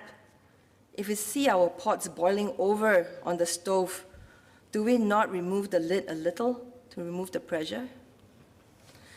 As we recognize the pressures faced by our women warriors, I put forth that there might be a need to provide support for respite care that might alleviate the burdens of our women workers. An in-community registry of professional caregivers who could help with elder care, childcare, and even cleaning services could be made publicly available for women to access short-term care in community easily. An important figure in this whole ecosystem to support the movement of Singaporean women returning to work are actually our foreign domestic workers. Many women workers I know have shared with me that they see their helpers as an extension of their own families and form close ties with these aunties who help to look after the elderly and the young in the family as if they were their own relatives. Although it is regretful that recent spotlights have been cast on negative practices between employers and their FDWs, I believe that the general undercurrent is optimistic.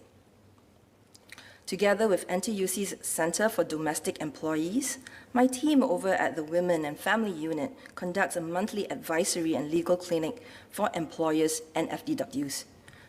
I was quite delighted to observe that the vast majority of people who came for our clinics were here to ask for pro tips on how to best relate to the people who are living under the same roof. I believe that with mutual respect, understanding, and awareness of each other's needs and boundaries, FDWs and their employers in Singapore can be good model examples of exemplary employer-employee relations. Over the next few months, the unions hope that with the support of the government, we will be able to promote more widespread awareness to better employment practices and understanding the expectations and aspirations of our women employers and their hired help. However, although respite care options are available, they might not be affordable for certain families that already carry the burden of expensive medical bills and daily expenses. Thus, it presents itself as necessary for there to be additional subsidies to help primary caregivers relieve the financial burden of seeking assistance. As we support women with their responsibilities at home and eagerly beckon them back into the promised land of the workforce, work must be done to ensure that the land of opportunity does not turn into the land of the opportunistic. Workplace harassment spares no gender, but women undoubtedly bear the disproportionate portion of such incidences. Plenty of women go to work every day looking forward to maintain a livelihood, support their families, and fulfill their career aspirations, yet are forced by necessity and conventional wisdom to occasionally look over their shoulders in case of practices, actions, or even speech that threaten to muddy the professionalism of their workplaces. However, Mr. Deputy Speaker, sir, we must inquire whether these narratives of conventional wisdom that suggest harassment is a mainstay to be expected, the default way of things, should still stand. Surely, I don't think this is how things are meant to be.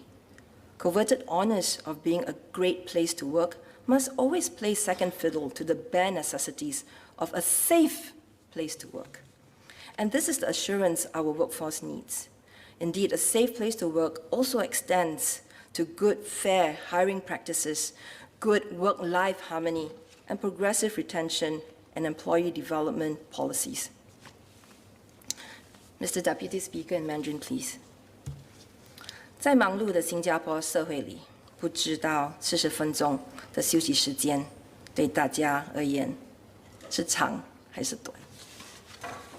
在一次接见民众的活动，我遇见一个愤愤不平的中年妇女。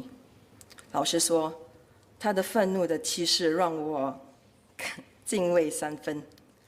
交谈不久，烈焰般的愤怒渐渐也凝结成一个一言难尽的无奈。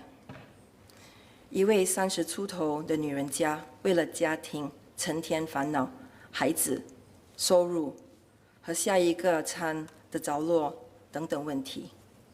不知不觉，40分钟的歇息变成一种奢侈，一种渴望，一片遥不可及的绿洲。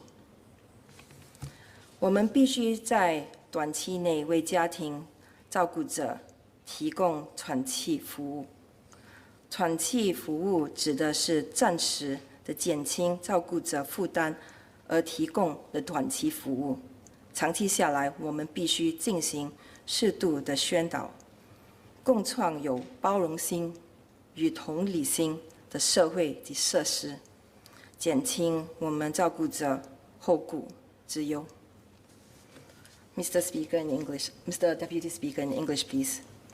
Looking at the world through the lenses of our women, their dreams, aspirations, grievances, and indeed their humanity, has led me to dream up the possibilities created by having a Singapore Center for Working Women. Imagine a single resource center for women covering everything I've spoken about in the last 15 minutes and more, where women can come to explore new livelihood options, air grievances, seek mentorship, access best practices, apply for support, seek redress, form alliances, and of course to assist and guide along other women. It is my hope for our women warriors to have a safe space to be themselves amidst other women warriors, a place where women can be unabashedly themselves, unashamed to seek help, and in these connections be empowered to be the best versions of themselves. It is by capturing the diversity of the concerns and aspirations of our women warriors that we may best release their potentials. Sisters, every worker matters. The labor movement will be here to walk with you on your journey, protect you, and help you reach for the stars. I support the budget. Thank you.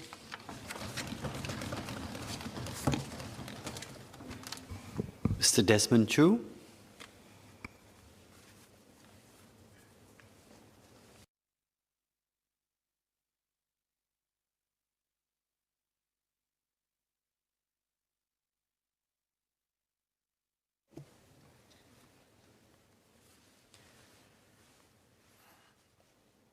Mr. Deputy Speaker, thank you for allowing me to join the debate.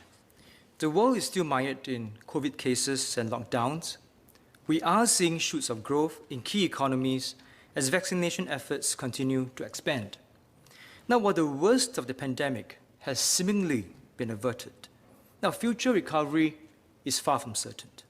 It must not be lost on us as we conduct the debate that we had narrowly averted a much deeper recession, and that the next cliff can be just the next cluster away.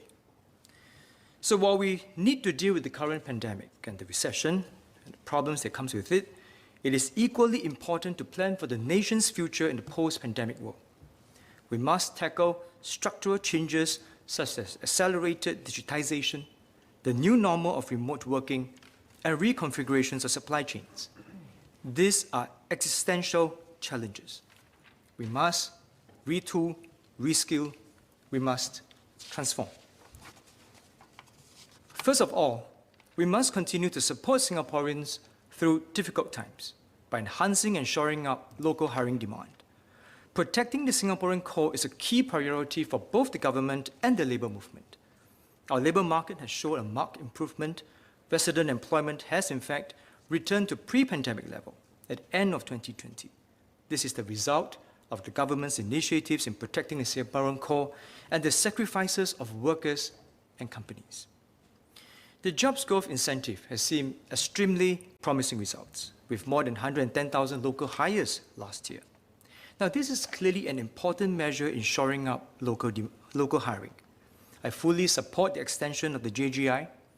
While some companies have progressively started to hire, many are still hesitant. The JGI extension helps to bridge this hiring gap. Now, I also suggest that the government can consider enhancing the JGI for our workers above the age of 62 through added subsidies. Now, these workers are more prone to cyclical and structural changes. Furthermore, they are likely not to be re-employed as companies reduce costs. This will help companies to hire older workers even during uncertain economic times. Next, the JSS, a job support scheme, is one massive life jacket. It kept businesses afloat and workers in their jobs. Some industries have since stabilized, and others are growing.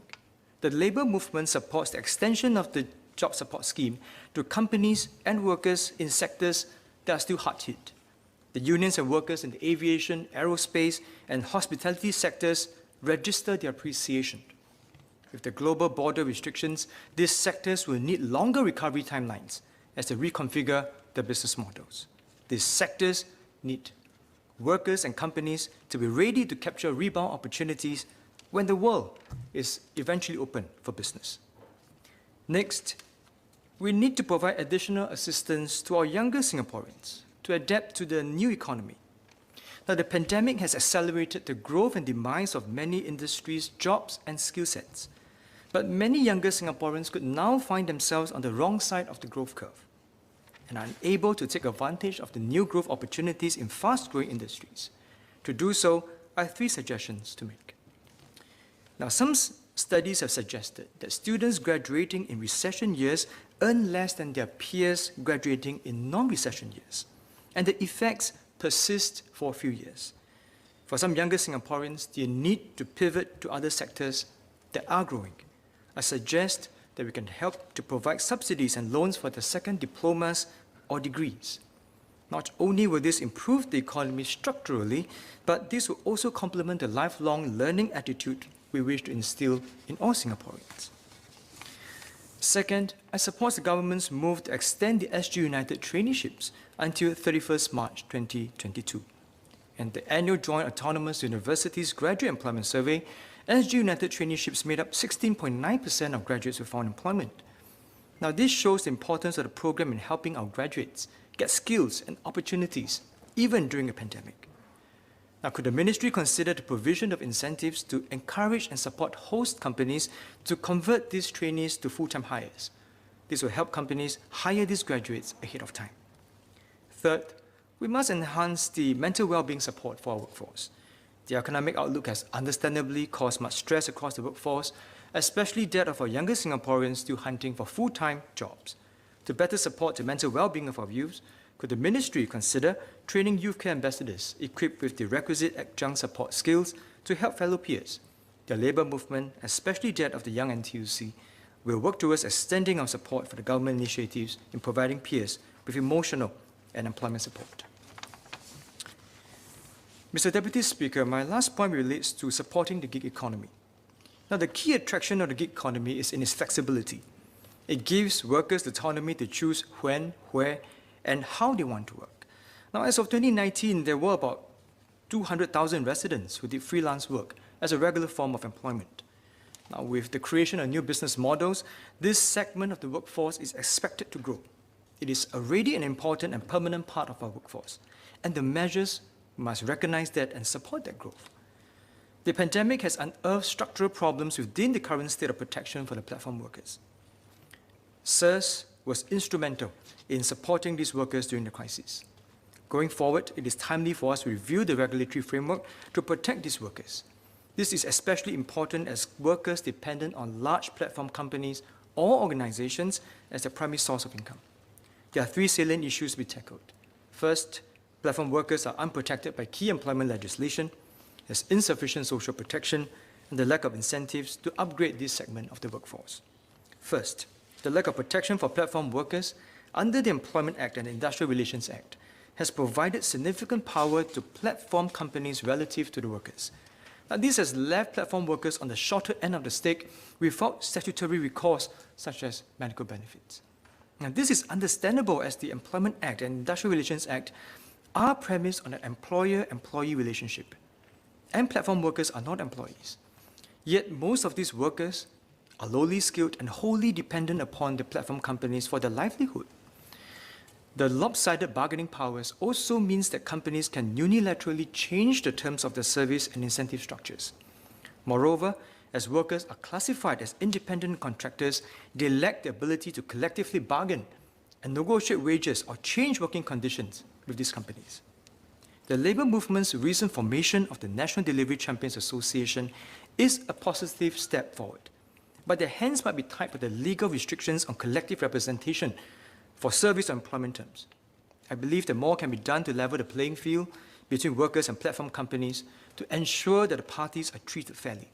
I suggest that we can consider either allowing the union to represent these workers collectively or to provide these workers with some level of statutory protection under this Employment Act. Next, on the lack of social protection for platform workers. Now, the crisis and rapid growth of e-commerce have provided a livelihood for workers performing work for platform companies. This is seen in the food and goods delivery, especially during the circuit breaker. Yet this can be a problem in the long run because there are no CPF contributions from both employers and employees. The state will have to shoulder social support eventually. There's a pressing need to review the social protection of these workers if we want this sector to thrive. Now, ideally, platform companies should voluntarily commit to the protection of the workers' social security. On the other hand, if there are such contributions, this might reduce the take-home pay for such workers. Now, the current nature of regulation towards these companies is rather light touch.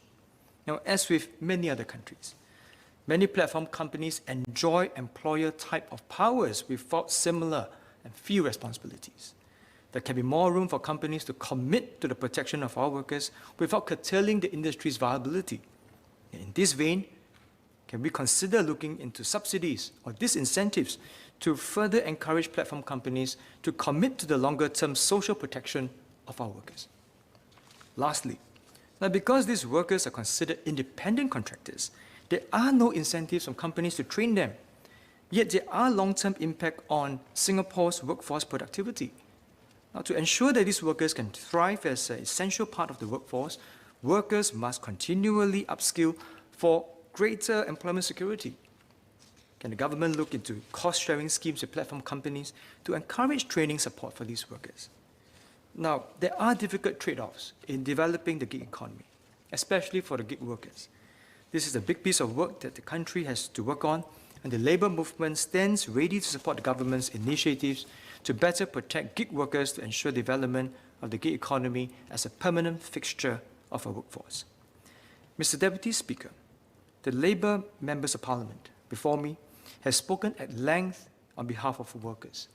We have advocated for the greater protection and empowerment of vulnerable groups, including lower wage workers, professionals, managers, executives, self-employed persons, and mature workers.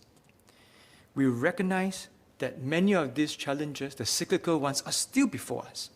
And we also deeply recognize that many of the challenges, the structural ones, are an existential threat to Singapore if we don't manage them carefully.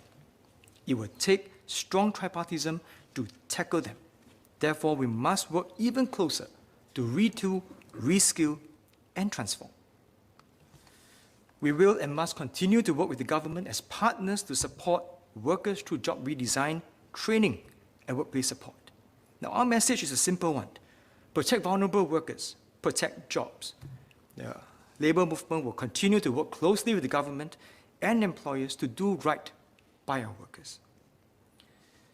Over the course of the 5 budgets in 2020, according to the Ministry of Finance, $27.4 billion in grants were used to shore up beleaguered companies. 155,000 jobs were saved or created. We shaved 1.7% from the rise in unemployment. I think that is putting workers at its core. I believe that similarly, this budget reflects the PAP's government and NTUC's DNA that every worker matters.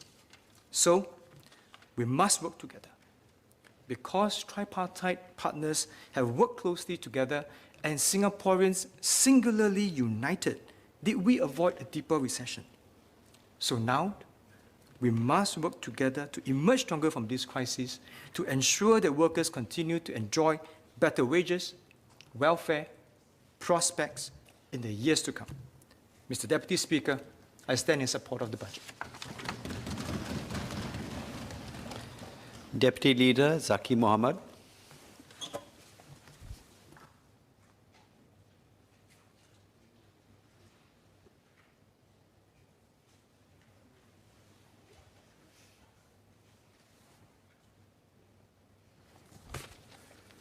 Mr. Speaker, may I seek your consent to move that the debate be now adjourned?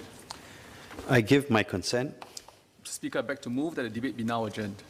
The question is that the debate be now adjourned. As many as are of that opinion say aye. Aye. To the contrary say no. I think the ayes have it. The ayes have it. Resumption of debate what day? Tomorrow, sir. So be it. Deputy Leader. Mr. Speaker, on behalf of the Leader, I beg to move that Parliament do now adjourn to 12 noon tomorrow. The question is that Parliament do now adjourn to 12 noon tomorrow. As many as are of that opinion say aye. Aye. To the contrary say no. I think the ayes have it. The ayes have it. Order, order.